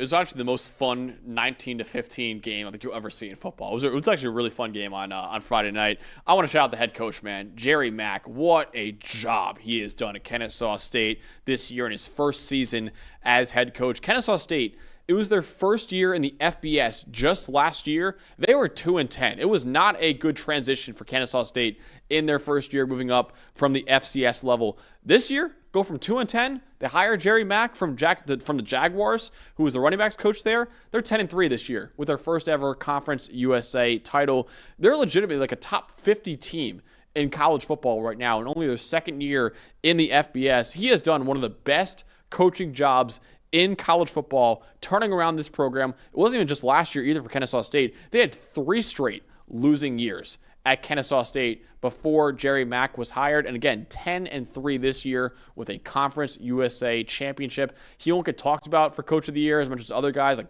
probably Kurt Signetti will, but at the Group of 5 level, it's hard to find many coaches who've done a better job than Jerry Mack at Kennesaw State this year. And Mack is a name that that is at least coming up as an idea for the Tulane coaching job as well. I get it. Yeah. I mean, he's really earned it. The job he's done the last 2 years at Kennesaw State. Really, first year really transitioning in the FBS last year, and that's winning Conference USA right off rip, man. I mean, he wasn't even the coach last year either. This is his first year. Good call, actually. Yeah, you're right. I mean, so taking over this program. And in year one, winning this conference. I mean, just outstanding stuff. And to get revenge on a team on the road that had beat them earlier in the season, what a job from Mack. And he is going to be a hot name. I think especially this Tulane coaching search is going to be one to watch here for him. They have an internal candidate in Will Hall. And, there's also been whispers. Could Tulane be the team that thinks about it? Ed Orgeron, bring him back down to Louisiana? That would be a fun one, too. So that's going to be a fun coaching search. I know we've got most of them filled now, but this Tulane job is going to be a coveted one. I have to wonder if Mack is involved in that. I don't know how many are still open. I think most of them are filled, but that's it. No matter how many are open, this is the best job open right now. Yeah, I think because every Power 4 job's taken. I think is it the only one? It might be. It's the best and might simultaneously be the worst because it might be the only one. I think everyone filled. I don't know. I got to look at some. There might be a couple group of 5 teams that still haven't filled. I know the Power 4 is completely filled now. Yeah, because Iowa State moved pretty quickly on Iowa State moved very quickly. Yeah, sure they got maybe Washington State might be actually one that now is open. I would say Tulane's a better job than Washington State. Yeah, well, Pac-12 is getting rebuilt now. I would still take Tulane right now over I agree with Washington that. State. They're a playoff team. That's true. Hell, Speaking of Power 4 jobs getting filled, we're going to answer the chat. Really generous super chat right here from Jake saying, can you guys talk about Matt Campbell and what players you guys think will go with him to Penn State? Also tell us about Rogers. Oh, the Iowa State, I'm sure, new head coach. Keep up the great work, guys. Love the show. Really appreciate that, Jake. So the floor is yours. Yeah, a lot.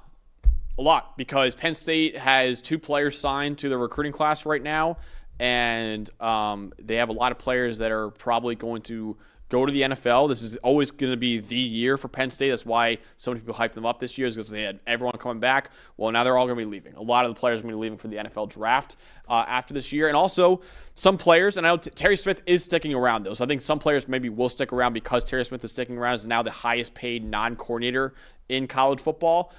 So they probably will. I don't know if they'll have that many guys transfer out of the program, but the simple fact is they're losing a lot of guys to the draft. They only signed 2 players in recruiting, too. So they got to bring in a lot of players. And I think a lot of them will probably come from Iowa State. Now, the ironic part, and Dalton, we talked about this yesterday, actually, when we were watching the games together. The ironic part is Matt Campbell comes kind of from the Dabo Swinney mold of saying, hey, I want to build my program through recruiting. I want to have these guys come into my program, spend 3 or 4 years in my program, and build that way. He does use the portal more than Swinney does. It's not like he refuses to use it, but not as much as other coaches do. He's kind of got to be forced to use the portal now, the way Penn State lost so many players now. So I think he will be bringing a lot of guys. I think Rocco Becht, honestly, that's a good name to know. He might be the starting quarterback for Penn State next year, who had a pretty solid year overall at quarterback for Iowa State this year with an 80 passing grade on the year. I would not be surprised. He has 1 more year of eligibility. Would not be surprised if he brings him in maybe to compete with Ethan Grunkmeyer, the redshirt freshman quarterback at Penn State, who a lot of people like at that program too. But the answer to your question, I know it's not maybe you wanted specific names, but Rocco Becht and probably a whole lot of other players or might be following Matt Campbell from Iowa State to Penn State. Yeah, no, absolutely. I think it is at the end of a very turbulent process. I think it is a very good hire when you consider what Matt Campbell had at Iowa State and what he built there. And he really built the best era of Iowa State football we've ever seen, right? And you had NFL talent coming through there. Think about all the guys that have come through even recently. Brock Purdy, Breece Hall, right? Jaden Higgins, Jalen Knoll last year, Xavier Hutchinson on all those guys. They all go to the Houston Texans apparently. But I mean, you look at the talent the program that he built, the talent that he brought in, and I think that's the big thing is as much as any coach in the country, he retained that talent from year to year. He didn't use the portal a whole lot. He's probably going to have to, like you mentioned, this time around. It's not his preferred method, but also when you're talking about a team with the resources, a program with the resources that Penn State has, maybe you can change that mentality and adjust to it and go, okay, you know what? We can do a little bit of this here. At Iowa State, maybe it's harder to get guys to go in the portal, right? Maybe you're at a little bit of a disadvantage. When you're at Penn State, considered, what would you say, a top 15 to 20 program in the country? At least a top 15, I would say. Yeah. Right. So, I mean, you're talking about having those resources alongside the talent that Penn State usually brings in anyway, no matter who the coach is. Campbell's got a really fun opportunity here to take over this program and try to get him back to where they need to be. Now, again, it might not be instant gratification. No. But he signed an 8-year contract for a reason. Matt Campbell's out here to stay and build this thing long-term, just like he did at Iowa State, and they became a really consistent program in the Big 12. I think patience is needed for Penn State, and I know there's an audio clip that came out from Pat Kraft, and it sounds like they might not be a very patient program at Penn State right now. Patience is needed for Matt Campbell. I think this actually ended up being a pretty good hire for Penn State overall, and I'm very excited to see Matt Campbell take over a program like Penn State, because it's really been the talking point around Matt Campbell for, it feels like, a decade now, where it's been like, hey, he's been talked about for all these jobs. He got talked about the Jets head coaching job. Apparently, reportedly got offered the Lions head coaching job before they settled on another Campbell and Dan Campbell. And obviously, that worked out perfectly for Detroit. But I'm excited to see him kind of take over this Penn State program, because Iowa State is a program that doesn't have nearly the resources that Penn State has right now. So I'm excited to see him. To answer your other question about Jimmy Rogers, the new head coach at Iowa State, the former Washington State head coach, I'm a big fan of the hire. Honestly, he had a 6-6 record at Wazoo this year. So good job kind of getting that program back on track. And this is a guy, Dalton, that at South Dakota State, before he took over that Cougars job, he won a national title at South Dakota State in 2023 with a perfect 15-0 record. They made the semifinals the year after that with a 12-3 record overall. So I'm actually a pretty big fan of the Jimmy Rogers hire for Iowa State. No, proven winner. When you talk about through and through a South Dakota State guy in those 2 years, going 27-3, a national title and an FCS Final Four appearance. And actually, I did not know this. The only time other than this past season he wasn't at South Dakota State, 2012. A GA at FAU, my first year at FAU. Wow. He was a GA under Carl Pelini. I actually did not know that about Jimmy Rogers, but you're getting a 38-year-old head coach who hopefully you have long-term, and he is a proven winner. I mean, we saw that even in just 2 years at South Dakota State. And even this year, putting together a pretty decent team there at Washington State despite everything that they lost. So I think a good hire here for Iowa State. And again, this is another one where patience is going to be preached. He's going to want to go in there and build his program, but he certainly knows how to do it. You can see that from his experience, even his short experience as a head coach. And I know they were 8-5 last year at Wazoo, and they're 6-6 this year, so they got a little bit worse. But I mean, you look at that Washington State team, Dalton. This is a team that competed with Ole Miss. They lost by 3 to Ole Miss this year. They competed with Virginia, losing by 2 to Virginia this year too. They lost by 4 to James Madison as well. So I mean, this is a team that legitimately was competing in a lot of games with some really big time teams too. So I know 6-6 isn't like the sexiest record for a hire, but this is a guy that's competing with some playoff caliber teams this year. Man, FAU legend Jimmy Rogers, didn't even know it. There you go. How about it, man? When are you gonna get hired? What job would you leave the show for? What job would I leave the show for? If FAU calls and offers you the job, would you take it? Well, it depends on the cash. Yeah. Always, it's follow the money. It's college. That's college football nowadays, man. Yeah. All right, we'll see. If Syracuse wants to hire me, I'm open to it too. I'll give Fran credit. Fran was on a heater yesterday. Fran made a couple unreal hires yesterday at assistant coaches. Hey, listen, that's the theme. That's the theme of this show right now.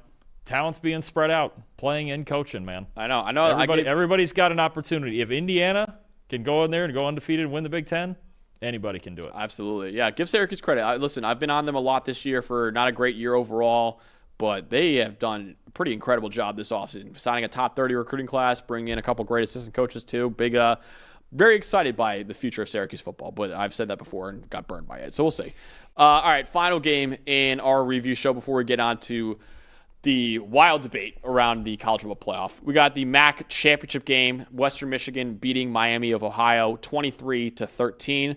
It's Western Michigan's first MAC title in 9 years, back when PJ Fleck was actually the head coach of the Broncos. Highest grade players for Western Michigan.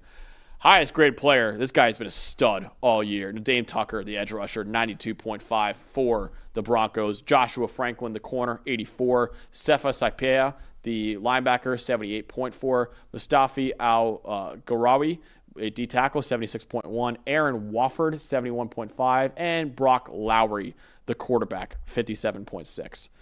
For Miami of Ohio, Jackson Kuwach, 90.1 at linebacker.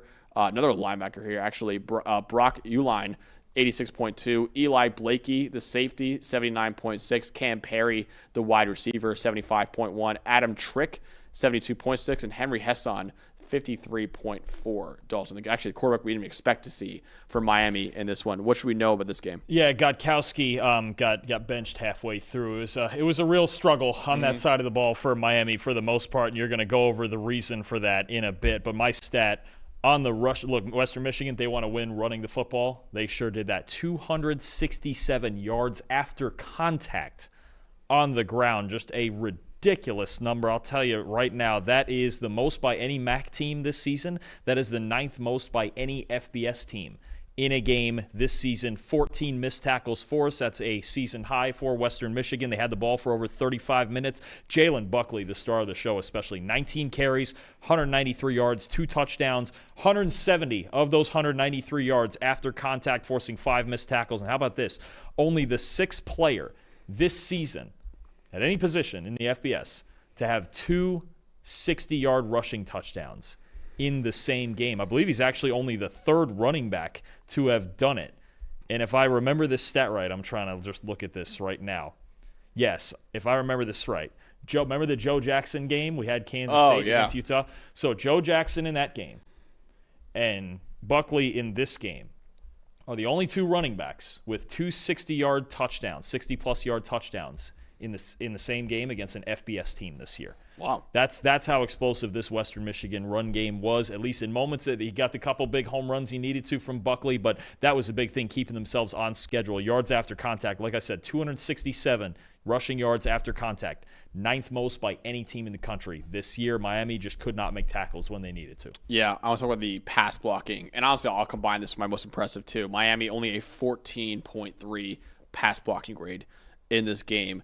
They have had serious issues in pass protection all year, but this is their worst pass blocking grade all season, and honestly over the last 4 years is the worst pass blocking grade for Miami. A 45% pressure rate allowed with 9 quarterback knockdowns allowed, which means sacks or hits, and a 73% pass rush win rate for Western Michigan. And the star of the show obviously was Dame Tucker, the edge rusher. 94 pass rush grade for him with a 44% pass rush win rate, 28% pressure rate. This guy had 10 pressures, 1 sack, and 2 hits.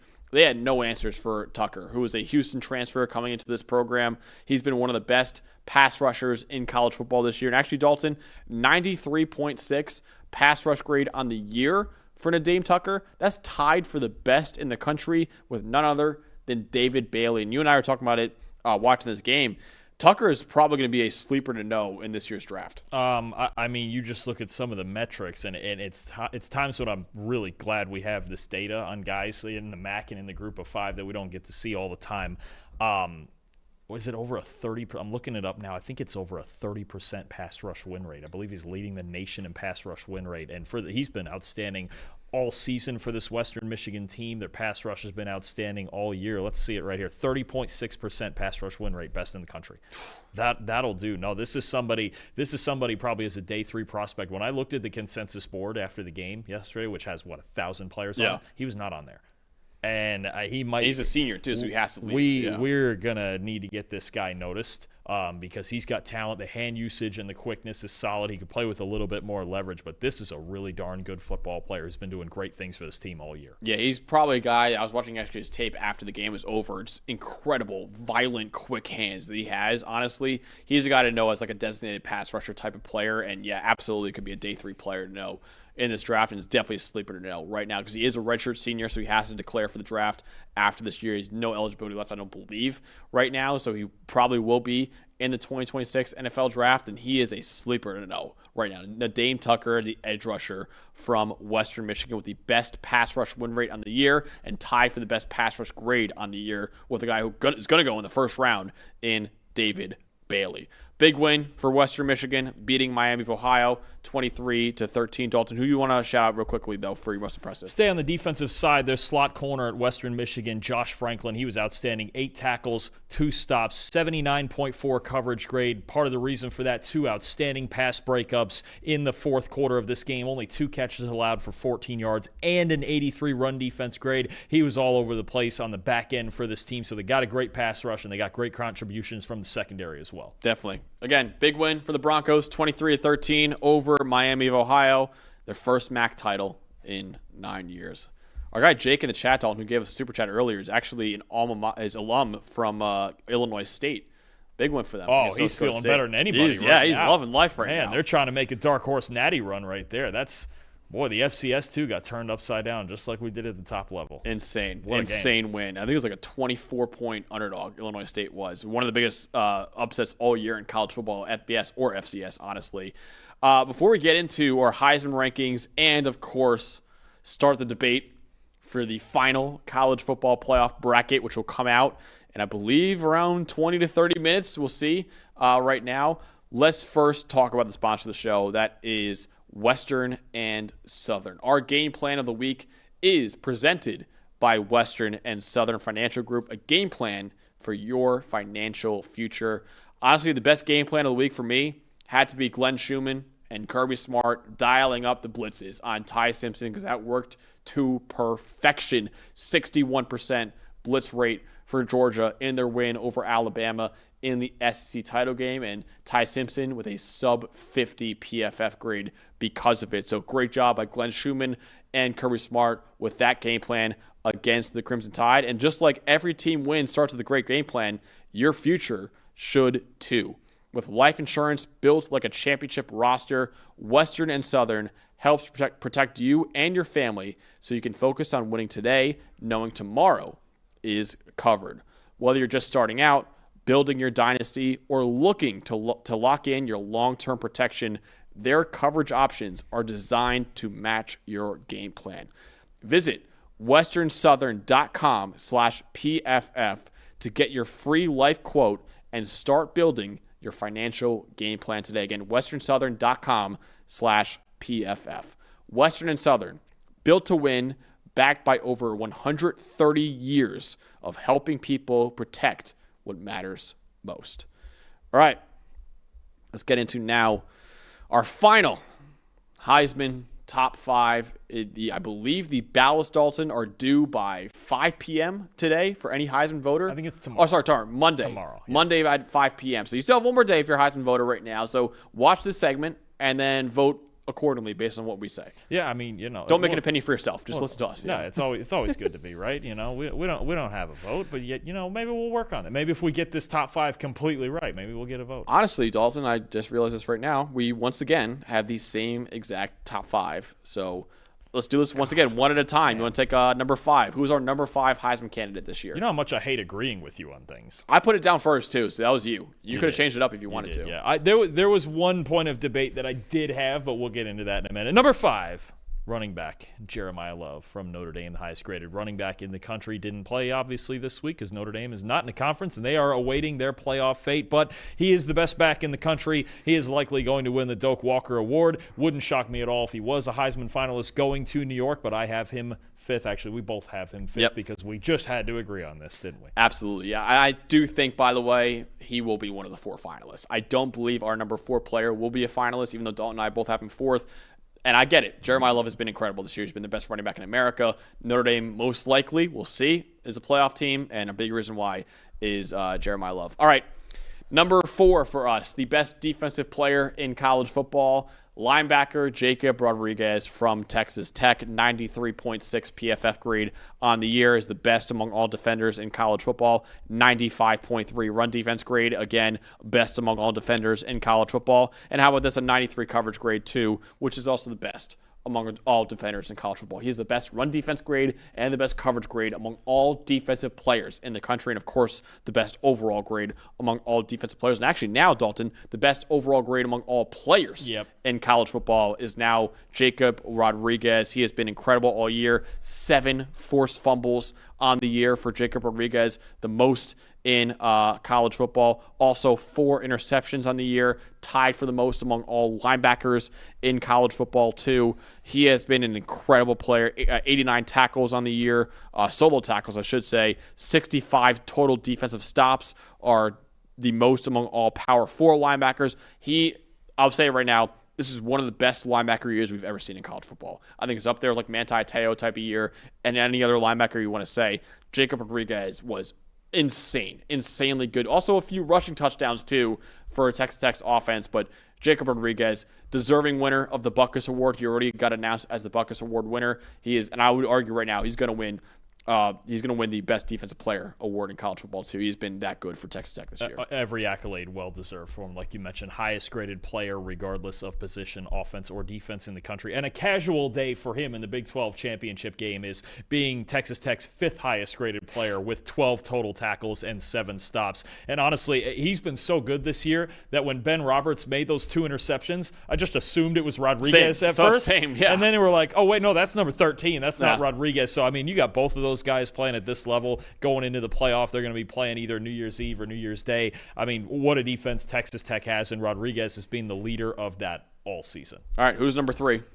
This is where I had a real debate between 2 and 3. This I was very much on the fence, and then my decision here was to kind of stick with the standings that I had going into the week, because I don't think we'll get to Julian Sayin in a minute. He didn't play bad in that game. No. It's just Indiana got the better of him. But I've got Diego Pavia from Vanderbilt 3rd. Now, if you want to move him up higher than that, up to 2nd, I don't think he'll be 1st now. But the argument would be the value of him to his team on a team with a much lesser supporting cast than in Ohio State or in Indiana, plus the rushing, over 900 rushing yards this year. But I've got Diego Pavia, I would say at this point, an extremely close 3rd. The numbers would tell you he could absolutely be 2nd, or maybe some people would still have him 1st, depending on how they feel about what the criteria of this award is. But Julian Sayin, to me, was not bad enough last night. He still graded, a 71 passing grade. Yeah. He was still solid, just not explosive enough to get the job done, and not great in the red zone. But I'm going to leave Diego Pavia as the 3rd guy here, leaving behind Sayin in the standings, but I would totally understand if somebody had it flipped the other way around. Yeah, Diego Pavia, 92 PFF grade, 2nd behind Julian Sayin among all quarterbacks, 90.8 passing grade, 2nd among all quarterbacks, again, behind Julian Sayin too. And then he had as a rusher too. He's just been incredible as a runner all year for Vanderbilt. So yeah, I get the argument. I certainly do get the argument of, hey, he is more important to his team than Sayin is to Ohio State, than Jeremiah Love is to Notre Dame, than Mendoza is even to Indiana too. I get that argument, and I think it's a really good argument. But I personally went with 2 guys ahead of him too, and he's certainly deserving of being a Heisman finalist, and he will be a Heisman finalist. And I'm sure he actually will probably get a lot of first-place votes, I'm sure, too, for the Heisman Trophy. At number 2, even though he lost this weekend, still have Julian Sayin, the highest-graded quarterback in college football. Again, it wasn't a bad game for Julian Sayin. It wasn't a great game either by any stretch, but wasn't a bad game either for him. Still the highest-graded passer in the country. Still has right now a 78.4% completion percentage, which, again, would be the all-time record. If it stands, it's still a full 1% better than the previous record set by Bo Nix a couple years ago. Still 31 touchdowns on the year, 2nd most in the country behind Fernando Mendoza. Again, Julian Sayin, it wasn't enough to win the Heisman yesterday. He had an opportunity to win the Heisman yesterday if Ohio State won that game, but it wasn't enough. Indiana won the game, but still, Julian Sayin is a very deserving Heisman finalist, in my opinion. And I'll tell you what, for a redshirt freshman going all the way through his season, you had the interception against Indiana last night, but how about the 2nd-best turnover-worthy play rate of any Power 4 quarterback, only behind Haynes King, 1.5%. Sayin, he's not going to win this award. It's going to be one of the other 2 guys, and probably Mendoza, but he might be the favorite going into next year. Oh, I'm taking him next year. I'm sure you are with Jeremiah Smith. Now with Chris Henry Jr. coming in, you'll still have Brandon Inniss. Carnell Tate will get drafted, but Ohio State's always got more receivers, and I think the run game is going to be even better with Bo Jackson. Sayin is, if he's not the favorite going into next year, he is going to be one of them. I would say he's probably going to be the favorite, considering Pavia and Mendoza are both gone, and so is Jeremiah Love and Jacob Rodriguez too. So I think he is probably the clear favorite going into next year. You'll maybe see. Arch Manning too. We'll see. Arch will be up there. We gotta think about some of these other candidates. We'll get to that later. Dante Moore, if he comes back, maybe we'll see that. Still going to be some people putting money on Jeremiah. Ty Simpson probably still be up there if he comes back too. Yeah, we'll see. CJ Carr. Yeah, absolutely. CJ Carr with that offense and everything they got, it's going to be a fun race. Jeremiah will definitely be up there too. It's going to be a fun race, but it's probably going to start with Julian Sayin. Agreed. All right, but who's number 1? Who's winning the Heisman? Number 1, the guy who, well, at this point feels like he just has to win it, and this was the performance we were waiting for against Ohio State, coming out of there with a win against the number 1 team in the country, the quarterback for the Indiana Hoosiers, Fernando Mendoza. You have your highest graded game of your career in a game like that, despite it being low scoring. Tell you what, those 3 big-time throws, like I said, they're going to live in absolute lore. 2 to Charlie Becker, the touchdown to Elijah Surratt. He came through, as he did so often, like you mentioned, in the biggest moments, right? The winning touchdown against Iowa after the big mistake against Oregon, came back and made plays to win that game in Eugene. The Penn State game also is going to live in lore, maybe not for you, but for everybody else. And then this game, putting it together to beat what we thought was the best team in the country, blowing open this national title race as we see it and whatever the playoff bracket is going to be. And the story of Indiana winning the Big Ten. I mean, it sounds just insane, right? But this year, Fernando Mendoza has made that difference in the biggest moments. He did it this week against what we thought was the best team in the country. Right now, hard not to say Indiana's not the best team in the country. There's certainly several candidates, but they went out and proved it last night. And listen, as much as we at PFF are going to attach stats to who we pick to win awards, the reality is for most voters, and honestly for us too, it's a narrative-based award too. And there is no narrative better in college football right now than Indiana being the best team in the country, going into the playoff with a perfect 13-0 record, beating Ohio State. And I even mentioned this earlier, Dalton. First play of the game for Mendoza. Takes a huge shot. Huge shot. We thought he was done for the game. And we're like, oh, my God, this game's over. Comes back in a play or two after that to replace his brother, who's the backup quarterback, and just has that kind of game too. So, again, the moments for Mendoza are there. The numbers for Mendoza are there. He's been one of the best quarterbacks in college football, the most touchdown passes in the country, the second best passer rating in the country, only behind Julian Sand, the 6th best PFF grade in the country for all quarterbacks this year too. Mendoza, deserving Heisman winner. And we said it before, going into the week, most likely, whichever quarterback wins the Big Ten title game, as long as they play good enough, is going to win the Heisman Trophy. Mendoza played more than good enough. He was elite against Ohio State, the best game of his career, I would argue, against the Buckeyes. He will win the Heisman Trophy, and I'm completely cool with that. He is a deserving Heisman winner this year. And barring a potentially heroic run from Dante Moore, which is possible, Oregon's very good in the playoff, it sure feels like now Mendoza's locked in. He's going to be the first quarterback taken in the draft. And that we'll see, as Tennessee's picking first right now, they're not going to take him and replace Cam Ward. And the second pick I forget who it is right now. It's somebody who doesn't. I think it's the Saints. Let me look. And they may not replace Tyler Shuck. Giants right now. Oh, it's the Giants. Yeah, they're not. Saints are third. Saints are third. Maybe Walt's Raiders are 4, and he wants Mendoza. That's the one I'm looking at right there. They might trade up. Someone might have to trade up. Somebody might have to trade up. Dante and Ty go back, and Mendoza's the only quarterback. Well, then you're going to get an Someone's going to get desperate. Well, if you're the Tennessee Titans at that point, you're feeling pretty good. Yeah, you trade out. Exactly. You have to trade out. Absolutely, you trade it. This is not a draft. If I don't need a quarterback, this is not a draft I want to be picking first. But it sure feels like Mendoza's locked that part in. He's going to be a top 5 pick somewhere in there. And look, well-deserved. Everything he gets is well-deserved after this game. He proved that he's an elite guy in this game and proved that he and the Hoosiers are a legitimate national title contender. Not that they weren't already, but beating Ohio State now, having that on the ledger, that's a different level. They can beat anybody. Definitely. All right. Wraps up our Heisman rankings for the year now. It's over. Heisman race is over. Mendoza, for us, and most likely for everyone, is going to win the Heisman Trophy and be the first ever Indiana Hoosier to win the Heisman Trophy. After having a runner-up back in the 80s, they're going to finally get their first bronze stiff arm trophy in Bloomington this year with Fernando Mendoza. All right, Dalton, let's open the can of worms now. Let's open Pandora's box. Oh, here we go. Start the conversation.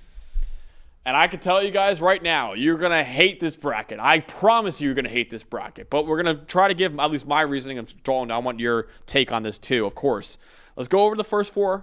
The teams that are getting a bye. I don't think this will be too controversial. Indiana, of course, winning the Big Ten. Only undefeated team left. Number 1. Georgia 2, after beating Alabama soundly. Alabama, by the way, avenging their only loss this year.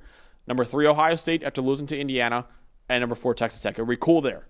Yeah, it doesn't matter at all, but I'll just pose the question. Any thought about just leaving Ohio State at 2 as close as that game was? It really doesn't matter. But resume-wise, I couldn't do it. I think Georgia, and also the fact that they avenged their only loss and beat them pretty soundly, I was like, okay, I can't. No, it's reasonable. And again, within as long as that's the top 4, it really doesn't matter in which Indiana has to be 1, but the other 3 you could probably put them in any order. It wouldn't bother me. Yeah, and I didn't want to put Ohio State down to 4 either, because then all of a sudden they'd be on the same side of the bracket as Indiana, and I just thought Ohio State deserved to be at least number 3. Oh, that's also a possibility. They might save that rematch for the very end. Yeah, that's what I think they might do too. All right, here we go. First round. This is what I have. Ole Miss, James Madison. Okay. Texas Tech, Tulane, Oregon, Alabama, Oklahoma, BYU. That should be Texas A&M. Shouldn't it? Oh, wait. Yeah, Texas A&M. That should be- Sorry, Eli. That's actually on me. That is on me. Texas Tech is not we making... get an extra picture. They are not making the playoff We get an twice. extra picture of Baron Morton there. That should be Texas A&M. I already don't like this bracket. Yeah, no, I put Texas Tech in twice. A&M, sorry. Texas A&M 6, Tulane at number 11. All right, Oregon, Alabama, Oklahoma, BYU. I could tell the chat's going to go crazy over this. My thought is, and I had Alabama and BYU already in my playoff going into the weekend. My thought is, conference title weekend is a reward for teams. It is a reward for having an incredible season, and you get to play the extra game, and you get to improve your standing if you want in that game. If you remove, and for me, BYU is not making it, I know, because they're already out of the playoff regardless. They're number 11 going into the week. They had to win the game. So they're not going to be in it. Alabama, if you remove them from the conversation, if you remove them from the playoff now and put in Miami and Notre Dame or whatever they do, I think now, Dalton, that would open a, like I said before, Pandora's box. And Kalen DeBoer even said it, saying there will be teams that opt out of conference title games. Now, I even still think you could argue, I think BYU and Alabama, you could argue, have still, even with these losses, still have better resumes than Miami, Notre Dame, and other teams like that. I actually can get to the first four out right now. Texas, Miami, Notre Dame, Vanderbilt. Those are my first four teams out. In order? In that order? In that order. Okay. I think Texas. Right. I think Texas at 9-3. I'll say right now that's a better resume than 10-2 Miami or 10-2 Notre Dame, and they beat Vanderbilt too. I think over Vandy, yes. I think you could. Oh man, because Texas has some good wins. It's been some great wins. They have some great wins. It's been ugly along the way at times. They beat Texas A&M. They beat Oklahoma. I know they lost. I know they lost to Florida, which is huge. But they also lost to Ohio State by 7, which is now the second closest game Ohio State's played all year. I think Texas should be. They beat Vanderbilt too, obviously. I would not put them in because I wouldn't put them in either. You know me. I'm of the belief that the Florida loss still really bothers me. That's a problem. Mm-hmm. That's a game I can't. That's the worst loss of anybody in the top 15 is losing that game to Florida. They should be ahead of Vandy. I'm in on that. I have no issue with that. The Miami and Notre Dame ones are tough. But again, none of them are in for me.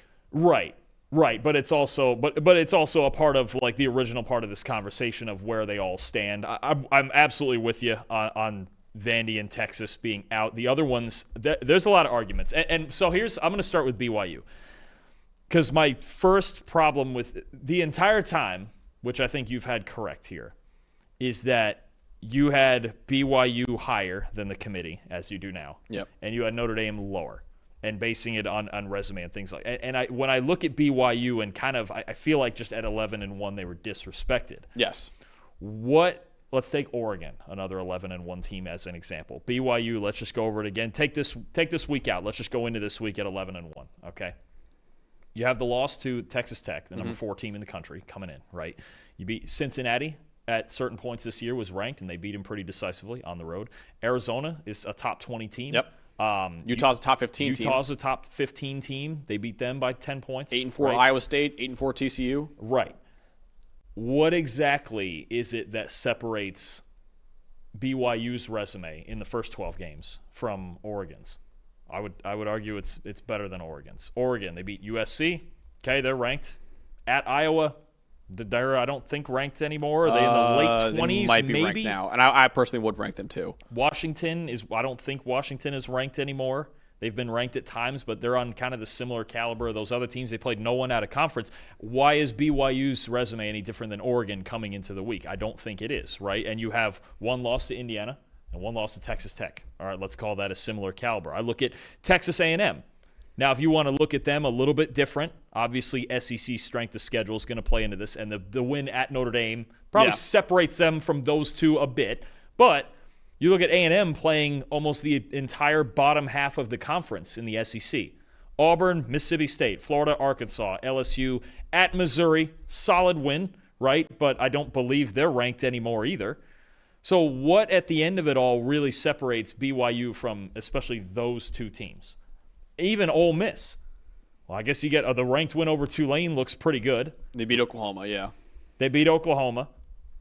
But there's not a whole lot more with those three teams entering the week at 11-1 and not playing. And I have them over BYU too. And now we're talking about Alabama and we're talking about Notre Dame and Miami. It, to me, doesn't make – to your point, and this is where I think you were right on this the whole time, it never made sense to talk about BYU like they were something lesser than A&M, Oregon, Ole Miss, all in that category. Now, if you want to debate that, okay, the win at Notre Dame for A&M is the best win. Okay, fine. Put them first in that group. And Ole Miss with the Oklahoma win and Tulane win now, too. The Tulane win matters, but there's not a whole lot else here either. And their loss was to Georgia, so again, similar caliber loss. And then Oregon, I would argue, has the weakest resume of all of them, despite and Oregon, like Notre Dame, is going to be a team where the metrics really like them, right? Yeah. Like even the metrics and even our grading says Notre Dame's one of the best teams in the country. I get that. But BYU coming into this week, they were too low. They've always been too low. And I think we still have this problem, unless you're as dominant as Texas Tech has been all year, of the Big 12 and the ACC. They're just kind of getting disrespected just because. BYU should not have been 11 going into this week. And the Big 12 more than the ACC this year. They probably I get the ACC. Even with any sort of disrespect, BYU probably should not have come into this week any lower than 8. Yeah. And yet they were the first team? They're 11. Well, the first team at the end of the regular season to be 11-1 and out of the top 10. Yep. So that part was flawed. That's first. Then there's the Notre Dame problem, because we've said this more often the entire time. They ranked Notre Dame too high. Yep. In the initial rankings. They painted themselves into a corner. What was the first week of the initial rankings? Somewhere in October, probably like week 10, I would argue, probably. So at that point, they were 10, I think they're right. They were number 10. They were number 10. I just want to know that was after the USC game at some point? Yeah, I'll find it real quick. Because even if it's then, you have week 11. You have, and they were number 10. Basically, your one big win. Because I'm sorry, Notre Dame beating Boise State. I know they won the Mountain West and all that, but Notre Dame is supposed to beat Boise State by 21, if not more. Actually, I don't even think they covered the spread in that game, whatever that was. Not that the spread thing bothers me too, and all the hypotheticals. But Notre Dame, with their only big win being USC at home, got ranked number 10 in the country at that time. It just didn't make any sense. And I know those are two big games they played at the beginning, but they lost them both. They lost. That part never made, and they lost to Miami other than the fourth quarter pretty soundly, and the A&M game is what it is. But you lost. So we've said this the whole time. They should have gone into that initial ranking 15, 16, something like that, and earned their way up. Yep. And then gotten into this argument. And they would have legitimately been in the argument, the same argument we're having now with Miami, because I think the argument's going to end up being 3 teams. But it should be 4. Yeah. Notre Dame, Alabama, Miami, BYU. Those are the 4 correct teams in the argument. But the way we've gotten here is awful. Yeah. And I don't know why Alabama last week moved ahead of Notre Dame at that point. So, and then I didn't know why Notre Dame was number 9 in the first place. And BYU has no shot to get in there now. And then you have the head-to-head problem with Miami. It's been a mess the entire time. The biggest, and these have been the 2 most egregious things about it, really, is that Notre Dame was ranked so high early on that you can't move them down for nothing. Yeah. Because they keep winning, right? They're going to beat Boston College and Navy and Pitt and Syracuse and all of that, right? But I look at this team and I go, their second best win is either at Pitt, who Miami also had a bigger margin of victory over, or it's Boise State. The metrics will tell you Notre Dame, and even the grading tells you Notre Dame's one of the 12 best teams in the country. But the resume tells you it's in Alabama. It should be Alabama or BYU or even Miami with the head-to-head.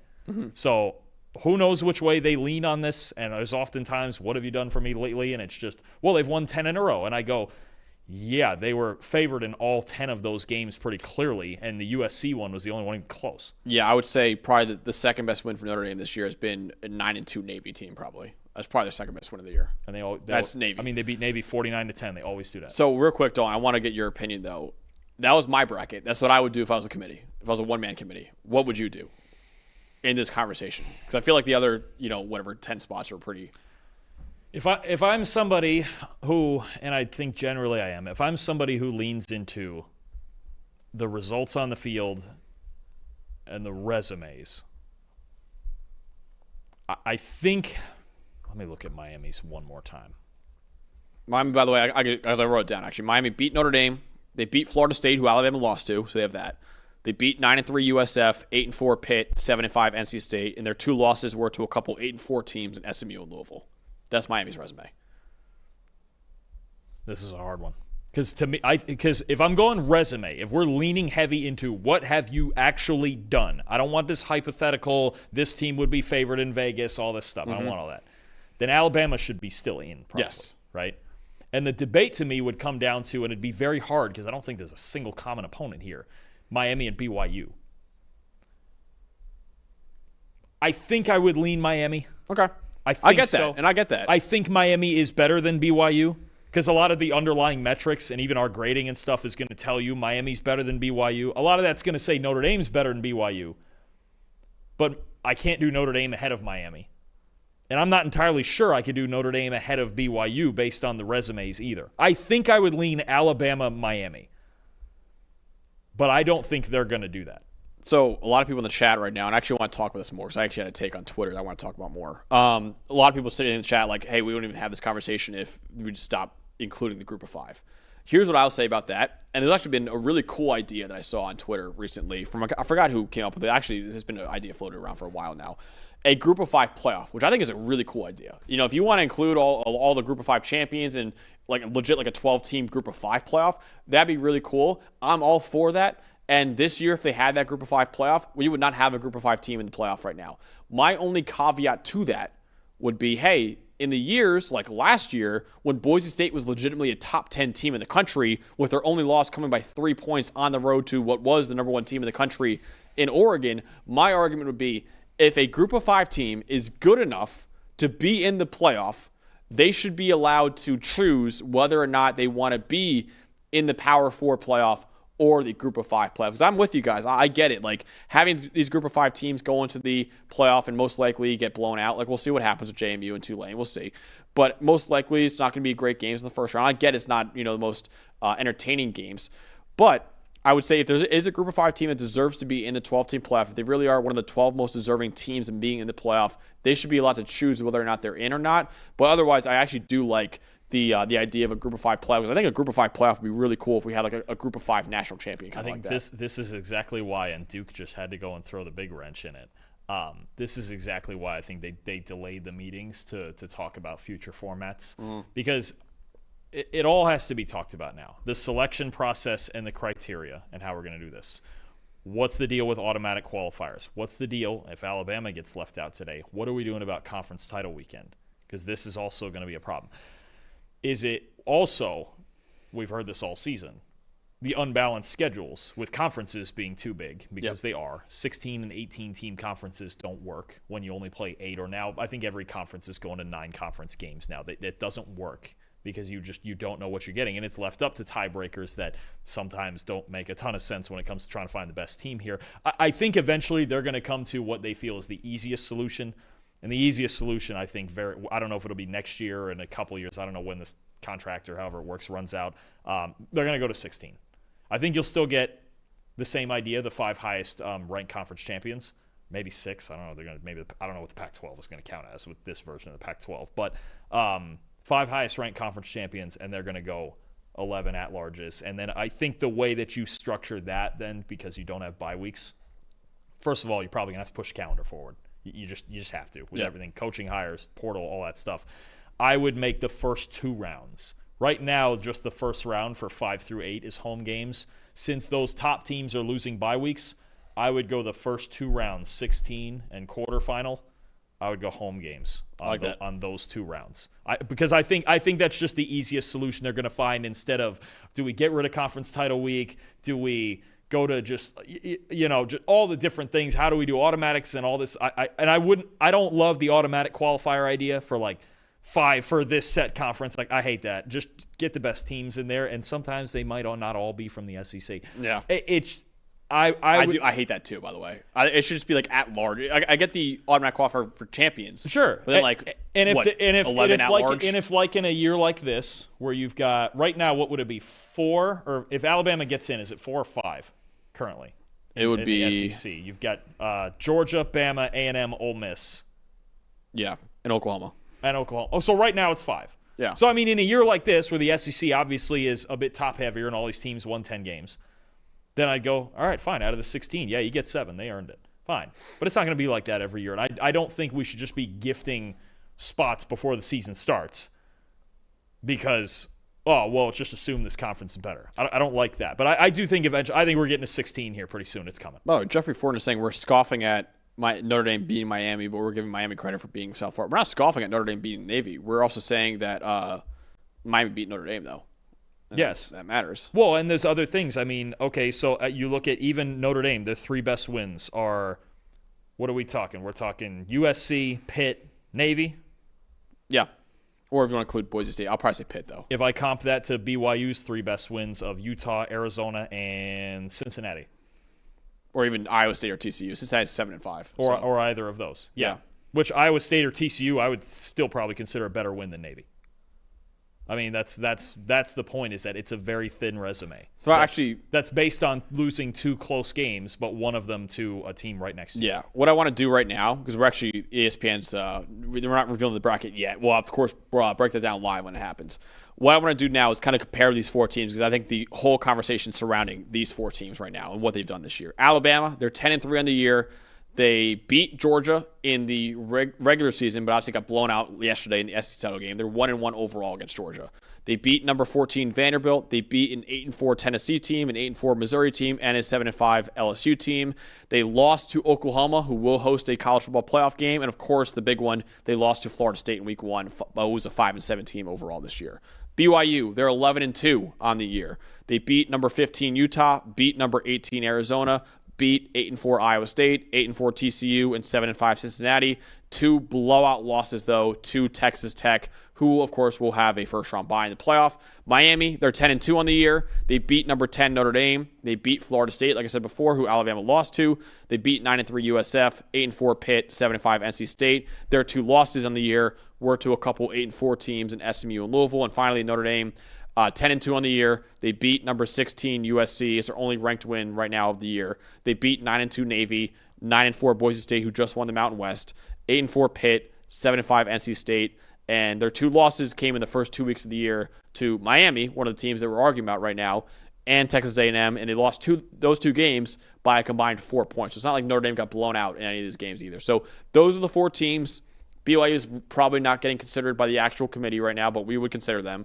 Those are the 4 teams that are probably going to get the final 2 spots in the college football playoff right now. Yeah, I mean, and you look at all sorts of different metrics, and if you think about the resumes, it's something between Alabama and very close, I think, between BYU and Miami. If you look at something like, say, ESPN's strength of record, it's what are the top 2 among this group, BYU and Alabama, right?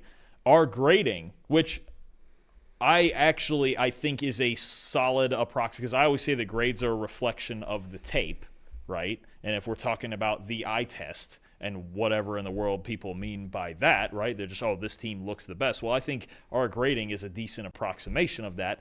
That would say Notre Dame and Miami, right? Because they've been dominant, and obviously they've lost close games, but they're dominant in the trenches. They're dominant both running and throwing the football. Their defenses are great, right? So it is the balance. We're going to find out the balance of how this committee evaluates things. I'm assuming because, and it's in our grading too, that BYU is the lowest graded of these 4 teams by a decent margin. Just the eye test, along with, hey, they play in the Big 12 instead of the SEC, leaves BYU out of this conversation for the committee. Well, they don't look like the best team of the bunch. All right, fine. Their resume is outstanding, though, so that should give them a chance. We're going to find out that to me is the thing. If you're an eye test person and you just go off of what you've seen, especially the last, say, 5 or 6 weeks, you're going to go probably leaning in on Notre Dame and Miami. If you're a resume person, I think that leans more in towards Alabama and BYU having a shot. And then Miami with the head-to-head win makes things interesting. Now, if you were to get to the debate I was talking about, and strength of schedule pretty easily favors Alabama as well. If you were getting to the Miami versus BYU debate, and it was that close and you didn't have a lot of common things, and you took Miami because you do think Miami's a better football team, and it's that razor thin, I'm not going to argue too much with that. But the fact that BYU is not in this conversation is a problem. Because they should have probably gone into this week at number 8 or so. Again, Jeffrey Fortin in the chat saying, so you guys think BYU would beat Notre Dame if they played today? It's actually not what I'm saying at all. What I'm saying is how I would structure the playoff is I would put in the 12 most deserving teams because they deserve to be there. And I don't think Notre Dame right now is one of the 12 most deserving teams. Is Notre Dame one of the 12 best teams? Sure. And I get that's what the committee is going for. They want the best, but not most deserving. But also, honestly, the only way to determine who the 12 best teams are is by picking the 12 most deserving teams. If you got to prove it. I mean, you got to prove it against the elite teams. No, I'm with you. It's we have 12 and with some teams 13 weeks of data to go, okay, what is this team? Look, listen, if Notre Dame makes the playoff and they're, let's say, number 9 and they're playing Oklahoma, pretty good chance I might pick Notre Dame to go out there on the road and win. Sure. I'm not saying they can't beat these teams. But at what point is it, well, you have to earn your way in, right? And I know they've won 10 in a row, and they did the same thing they did last year where they got hot and they dominated everybody on the schedule. But that's where, again, if you're leaning towards like offensive and defensive metrics and eye test and even our grading, which is a reflection of that, you'll take Notre Dame and you think they're one. And I'm not telling you, they might be one of the 12 best teams, really. Because if this is going to be the G5 argument, is that if you didn't have the way it is, it's probably no question. Yeah. Then it's a matter of which one of the 4 gets left out, I think. No, we go 9, 10, 11, 12. Probably none of them. None of them. They all four of them get in. Or the Texas argument with BYU, yeah. But yeah. I would pick BYU too. I would lean BYU in that case. So I think that's what you're getting at here. And this is the part where, what is it? They have 12 members on this committee, right? 11 or 12? Yeah. Where they're even in the room probably going to see it differently. Of one person leans resume, one person leans, hey, listen, look at this team and look at the offensive metrics or the defense. And we've seen even the same thing with Alabama. What's an argument going to be against them? Well, they can't run the ball. Well, that's true. That is true, and they've won games in spite of that. So I think when you're really looking at, there's not going to be an absolute right and wrong decision here. Because you're just not getting, half the people are going to be really angry with this. And I'm sure the BYU people really already are angry with this, the way the process has gone. But to me, the wrench was thrown in it again from the very beginning. Notre Dame was ranked too high in the initial. If they had earned their way up here into this conversation, which they did, it was a backwards process that's not Notre Dame's fault at all. Because we got nothing against Notre Dame. They're fantastic. No, it's the way they were being But they were ranked too high by the committee in the initial ranking. Mm-hmm. And BYU was too low. And it messes up. And now you have this thing where it's like, because there's still a very real scenario. And I tweeted this out yesterday that, well, they put Bama at 9 and Notre Dame 10. So if Bama loses, is it going to be Notre Dame and then Alabama's a buffer between Notre Dame and Miami? And they go, well, they're not next to each other, so we can't do head-to-head. Which, to me, and they talk about this committee ranking teams in tiers, these are the 4. Yeah, for anyone wondering, the PFF grades for each team this year, Miami is 4th overall in PFF grade. Notre Dame is tied for 5th.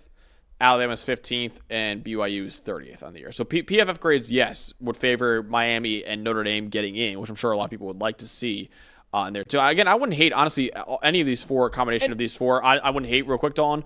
I would just say right now, you should be off a resume, and I don't think there's much of a question right now that Bama has the best resume, I would probably say, of these 4.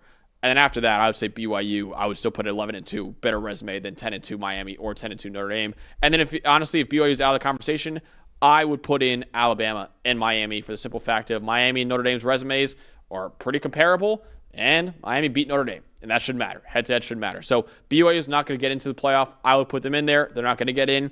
Of the 3 teams they're really looking at, I would put in Alabama and Miami. And I the one thing I do hate it. And we might even see possible that if you get Bama and Miami, we might, rumor has to see these 2 teams play. But say if BYU and Notre Dame doing how much would they be favored by?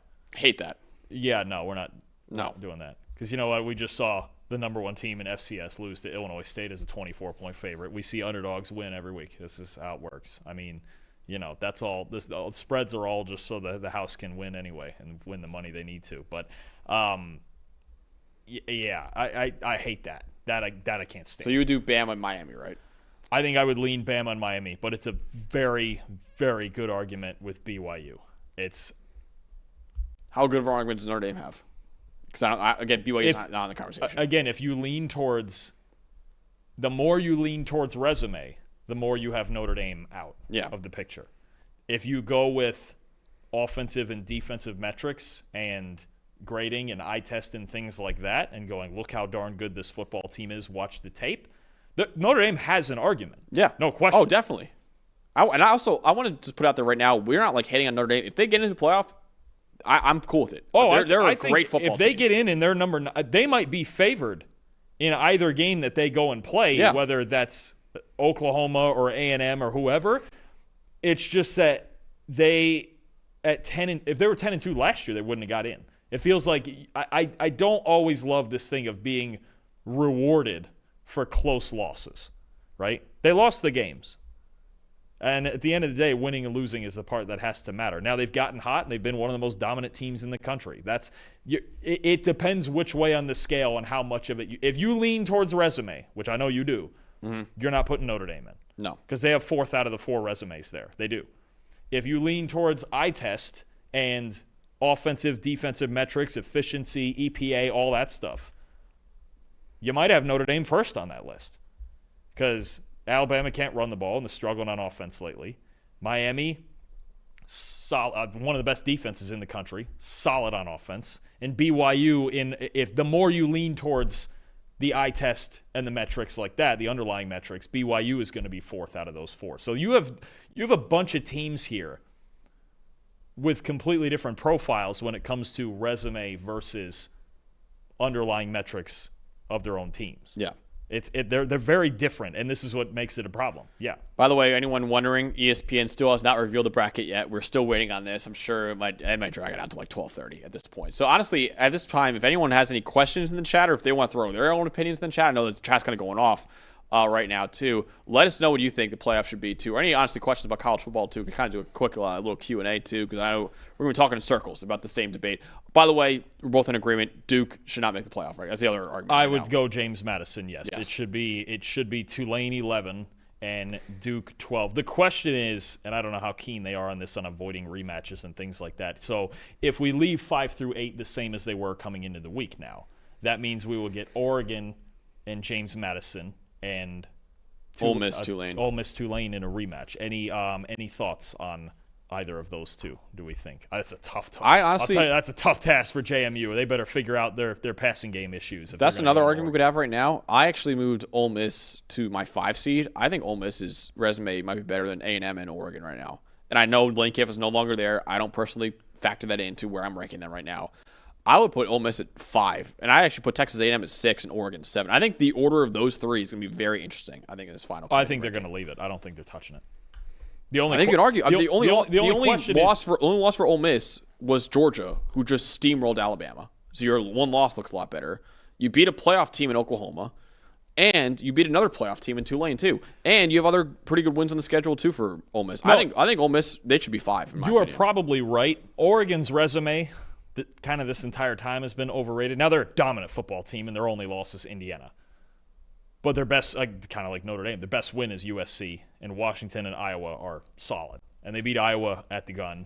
And Washington was a good game. They were better than Washington, but that was a good game. I'm with you. I think resume-wise, Oregon should be number 7. They should. I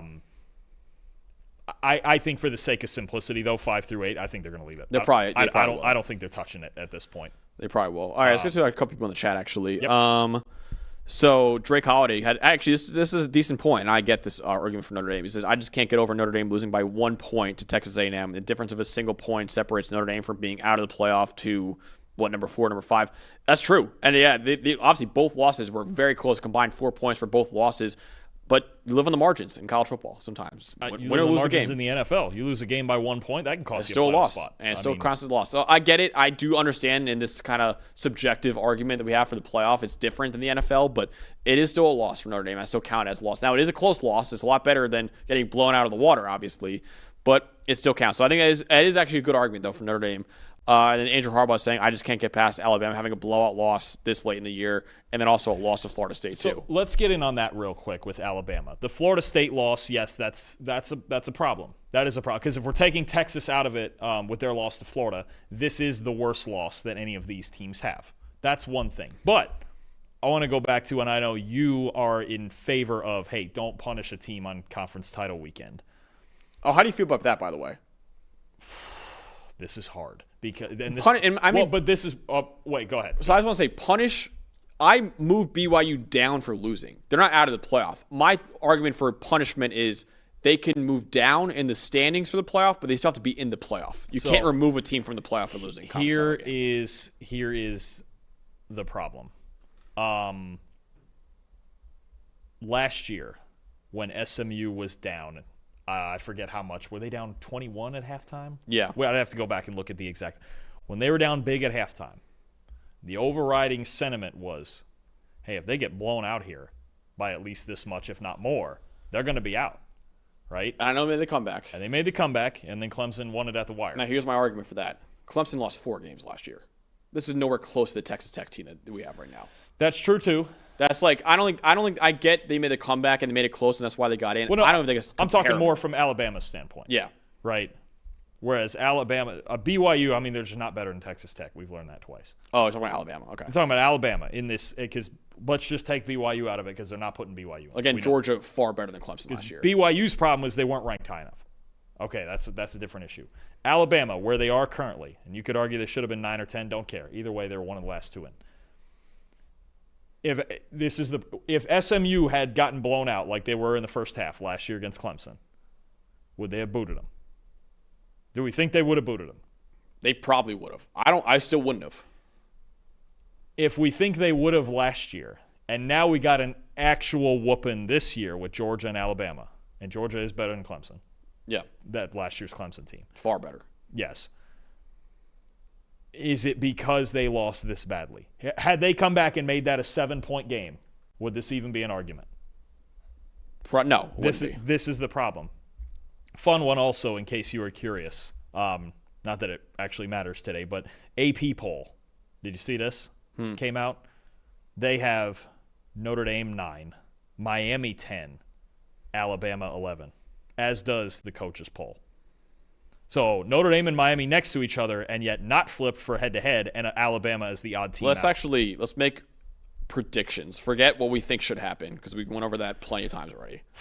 What do we think they will do? I am with it. I think they're going to keep Notre Dame. They're going to keep Notre Dame above Alabama, obviously, or put them above Alabama, and I think they'll put in Miami over Alabama. I think they will. I think they're going to avoid the head-to-head conversation and put in Notre Dame and Miami, and I think they kick out Alabama. Yeah, but wouldn't they have to put Miami at 9 then? Don't you have to put them ahead of Notre Dame then? At that point. No, they stay consistent. It's like, yeah, but if they're both already in, you might as well at that point. Sure. Then you get your Notre Dame A&M rematch at that point. That'll be fun. Maybe they want to avoid that. Maybe they want different matchups. It's either that or I still worry about the scenario where they used Alabama. They moved them up last week to then use them as a buffer if they lost and go, well, we moved them down. You know? Yeah. And I still think there's a very real scenario where this is Notre Dame, Alabama 10, and then Miami out because they splitting them up justifies going. Because they've been doing it the whole time. As long as they keep – because originally they told us, well, if we're in 3 spots, then we'll consider it. If they just never put them next to each other, then they don't have to consider it. But also this is a very real possibility with it just being, you know what, Alabama got beat so bad that we're gonna ride through. And Alabama, they'll be the angriest people of all, of course, because last year it was, oh, well, SMU kept it close, so you left them in. And then it was, well, because if we would have kept it closer, we would have been in. I mean, I guess from that front it's consistent, but it's hard. I mean, and it does. And the problem is it de-incentivizes you from playing a 13th game. And I think teams will start opting out of conference title games then. They will. But also, at that point, that's when they'll go, all right, we still want these to matter. Let's go to 16. And Alabama wouldn't have dropped out. No. So you think it will be Notre Dame, Miami? I think it will be. That seems to be the sentiment. By the way, we're getting the rankings right now. Still no word yet about any playoff. Actually, no, right now. Indiana's number 1. I'll say it as I think the overriding sentiment is that Alabama got beat so bad yesterday that they're going to drop them out. And they've been gunning for a reason. I still don't know why they moved them up last week, but they've been gunning for a reason with the lack of running game and all that. I'll say Notre Dame and Miami in some order will be in. All right, we're officially getting the bracket right now on ESPN. Indiana officially 13-0. No surprise here. They are the number 1 seed in the college football playoff. First ever number 1 ranking for Indiana. I'll tell you what'll be really fun. Indiana out there, they got to go play in the Rose Bowl, right, as the Big Ten obligation. Boy, if you get Notre Dame at number 9 and they win, and you get an Indiana-Notre Dame rematch in the playoff again after Battle last for year. Indiana. Man, oh, man. Battle for the state of Indiana. What a matchup. Ohio State is number 2. This is keeping the Buckeyes at number 2 over Georgia. This is the idea I brought to you. Now, I think you could make – here's your argument. I don't like this. I mean, of course, it doesn't matter probably that much, but it doesn't. It really does not matter at all. No, I mean the quarterfinal game. It depends on the matchups we get in the first round. It wouldn't matter then. The quarters. The difference is getting the 3-6 or getting the 7-10. But I think at this point, those teams are all of pretty equal quality. Or 6-11, you mean? Yeah. 6-11. Sorry. Well, so you're going to get, yeah. I mean, it depends. I just think Ohio State should be number 3. But anyways, Georgia is probably going to be number 3, I'm assuming. Ohio State's number 2. I would think so. With what Indiana's 1, Ohio State's 2. We're still waiting on number 3 right now. But yeah. That was the one thing I wondered about last night with that game being as down to the wire as it is. Yeah, I don't love that. I'll say it. I think Georgia's resume is better. But I get it. I get it. It's a close game. Ohio State's been the best team in the country all year. Georgia is number 3, by the way. So they're officially the 3 seed. So on that side of the bracket, it could be. We'll see what happens in the quarterfinal round. It could be Ohio State, Georgia in the semifinals. It could be.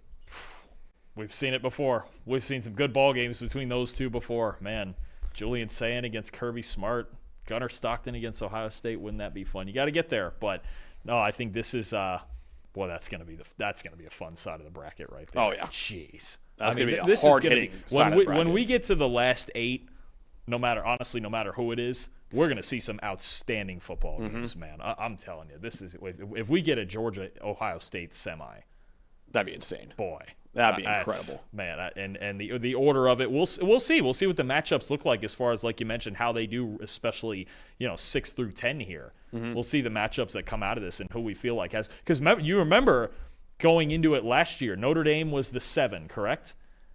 And it felt like for various reasons that it was like, man, they've got the road. They could get through this for sure. Especially, remember, we were coming off the Carson Beck injury and everything like that last year. So. Texas Tech, by the way, the 4 seed. So officially, the teams of the first round bye in the college football playoff: Indiana number 1, Ohio State number 2, Georgia number 3, Texas Tech number 4. Those are the 4 teams that get to skip the first round of the playoff and move on to the quarterfinal round. No surprises there on it. Besides the Ohio State Georgia 2-3 thing.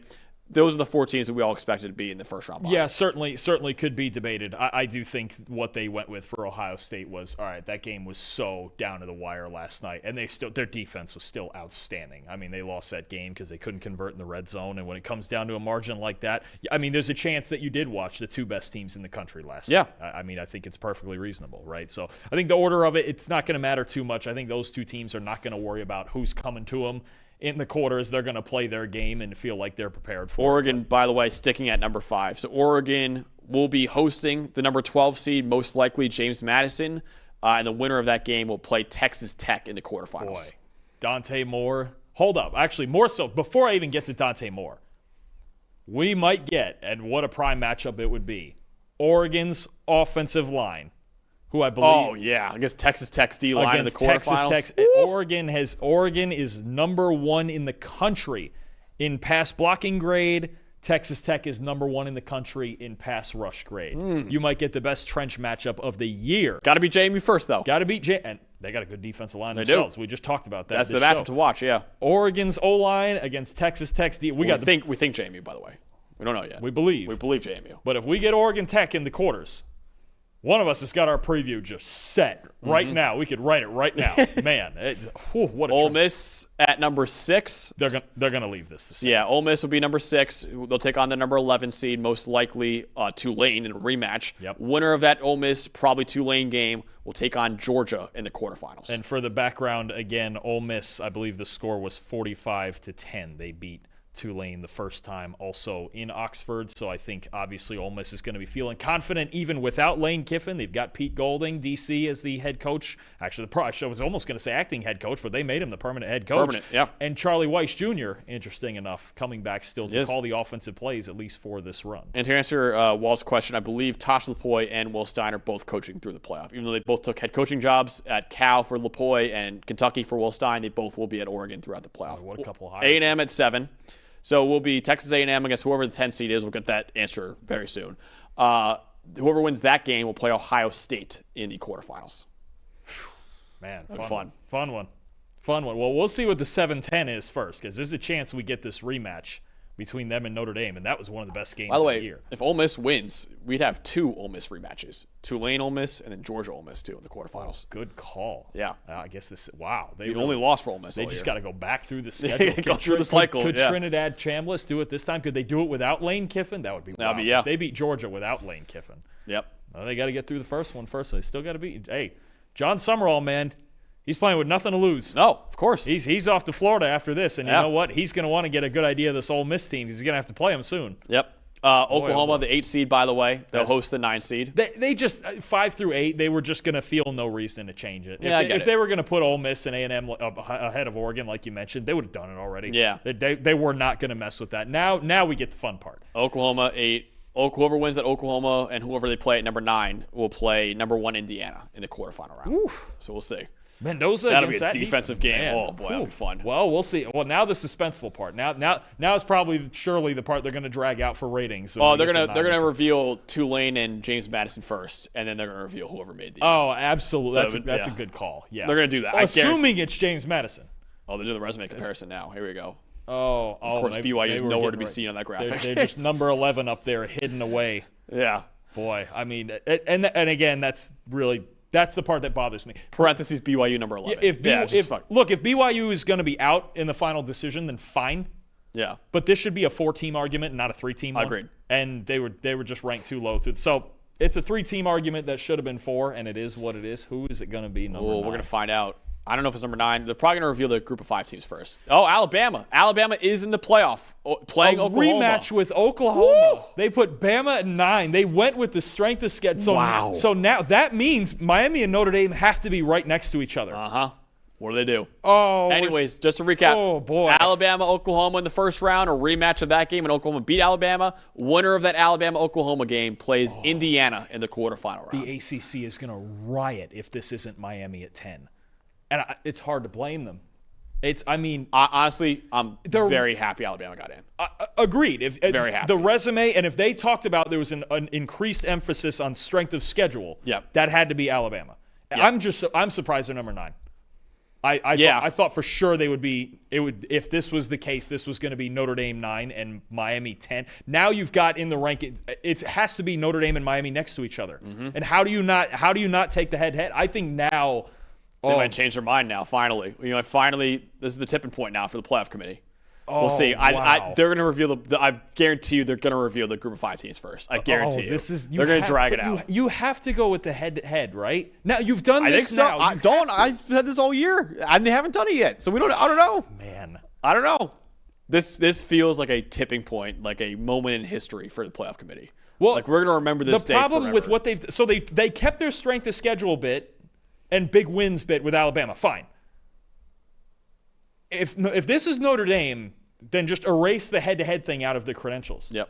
And honestly, if I'm the ACC, I really reconsider half my teams. Miami is in. They did it. Miami is in the playoff. They actually did it. Wow. A&M against Miami. Winner plays Ohio State. So what they did is preserve, at least one side, the BYU thing is different. They preserved your conference championship thing with Alabama and said, you know what? It's an extra game.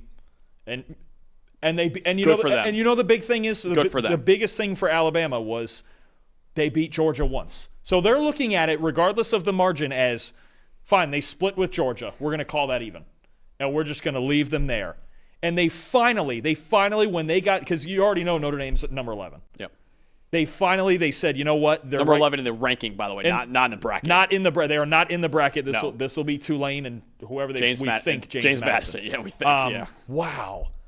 Good for them. Honestly, good for them. I think it's the right move. If you have those two teams right next to each other, you have to go with Miami. Yeah. And the rest of Notre Dame's resume would have had to have been something spectacular, and it's not. And I do feel it would have been a different question if they had beaten A&M, they'd have been 11-1 and whatever. They'd be 11-1. They'd be in last year. But I think this was probably, if you weren't going to include BYU in it. And honestly, a lot of the metrics will say Alabama and Miami are better than BYU. Fine. That should have been a 14 conversation. But I think this is right. I know Alabama lost badly, but then you set the other precedent from last year of SMU, and Bama would have been pissed off twice. And once you finally have those two next to each other, I don't care if it's week 1, week 12, whenever it is, Miami beat Notre Dame. Yeah. And this is why you play same those record. games. So now same record and very similar resume too. Miami beat Notre Dame. That's all it comes down to. For everybody that was worried about, oh, great, out-of-conference games are going away. Nope. Now they're not. Nope. It means something. Good. Miami's win meant something, and boy, what a matchup we get with them. Them against Texas A&M now. Man, oh man, what a game Miami, that's Texas A&M is going to be awesome. That's a fantastic game. Against Ohio State. Alabama, 2 years now.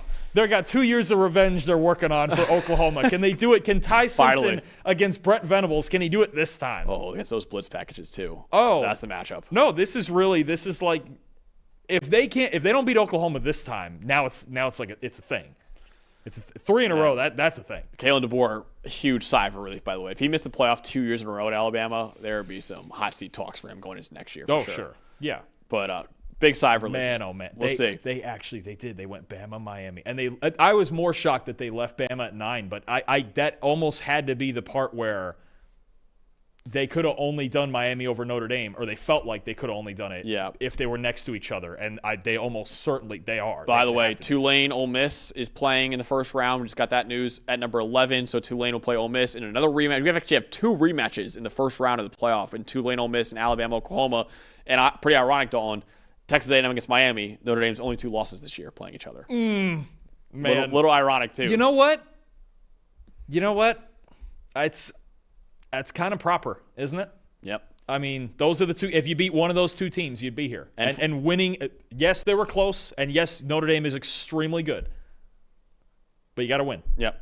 At the end of the day, you have to win. And the last question that we'll get answered right now, do they put in 12-1 James Madison, who was ranked going into the weekend, or do they put in an 8-5 Duke, who just won the ACC? Well, James Madison is in the playoff. So it's James Madison, Oregon. Duke is not in the playoff. Notre Dame is not in the playoff. Bob Chesney he'll guaranteed coach at least one more game. Yep. How about it? I mean, how many of those coaches? We got Summerall leaving. We've got Chesney leaving. We've got both Oregon coordinators leaving. All the coaching turnover. Lane Kiffin's he's not leaving. He's gone. He's long gone. Yeah. He's been gone. I mean, no, you got some fun suspense there, but I'll tell you what, those 2 matchups that you've got with Alabama in a rematch with Oklahoma especially, and then, A&M Miami. That's insane, What a man. ball game that's going to be in College Station. Man, oh, man. The 4 first-round games, James Madison, Oregon, winner plays Texas Tech.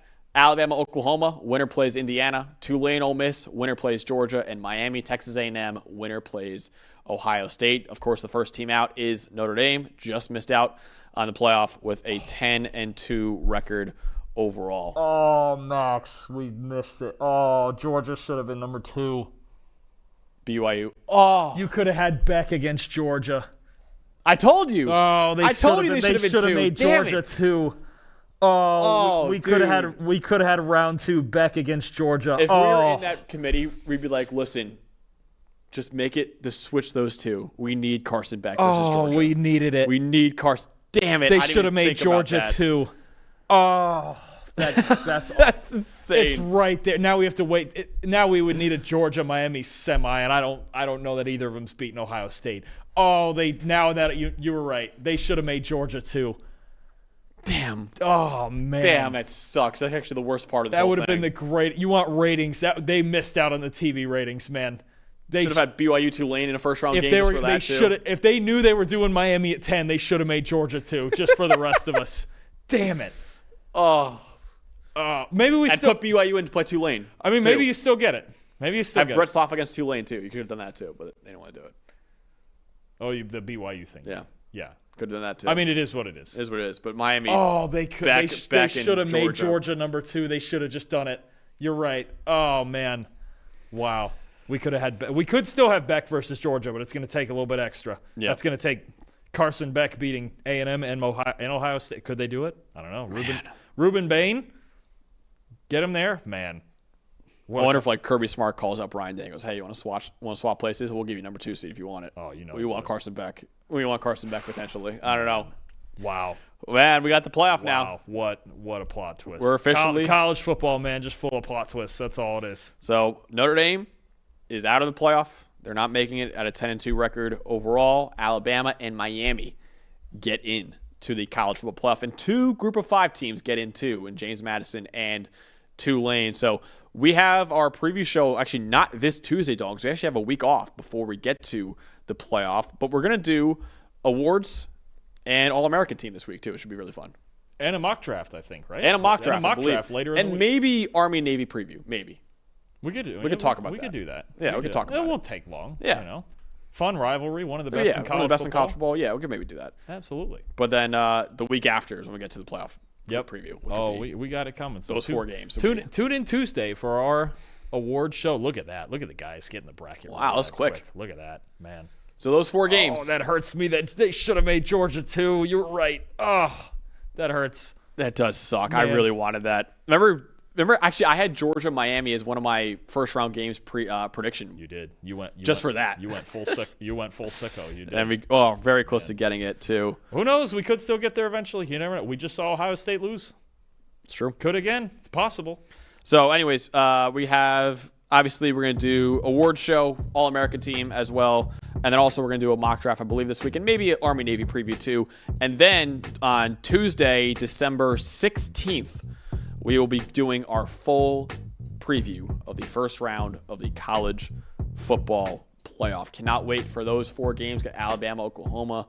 You got Oregon against James Madison, Ole Miss against Tulane, and Texas A&M against Miami. A full in-depth preview, a bigger preview than we've done all year, honestly, for all 4 of those games coming December 16th, that Tuesday. This week, though, we're going to do awards and, of course, the All-American team, too. So we're finally here now. We're in the playoff. We're here. We made it. We're here. It was a long, strange, windy road of getting here for sure, and it's capped off by a wild conference title weekend, but we are here.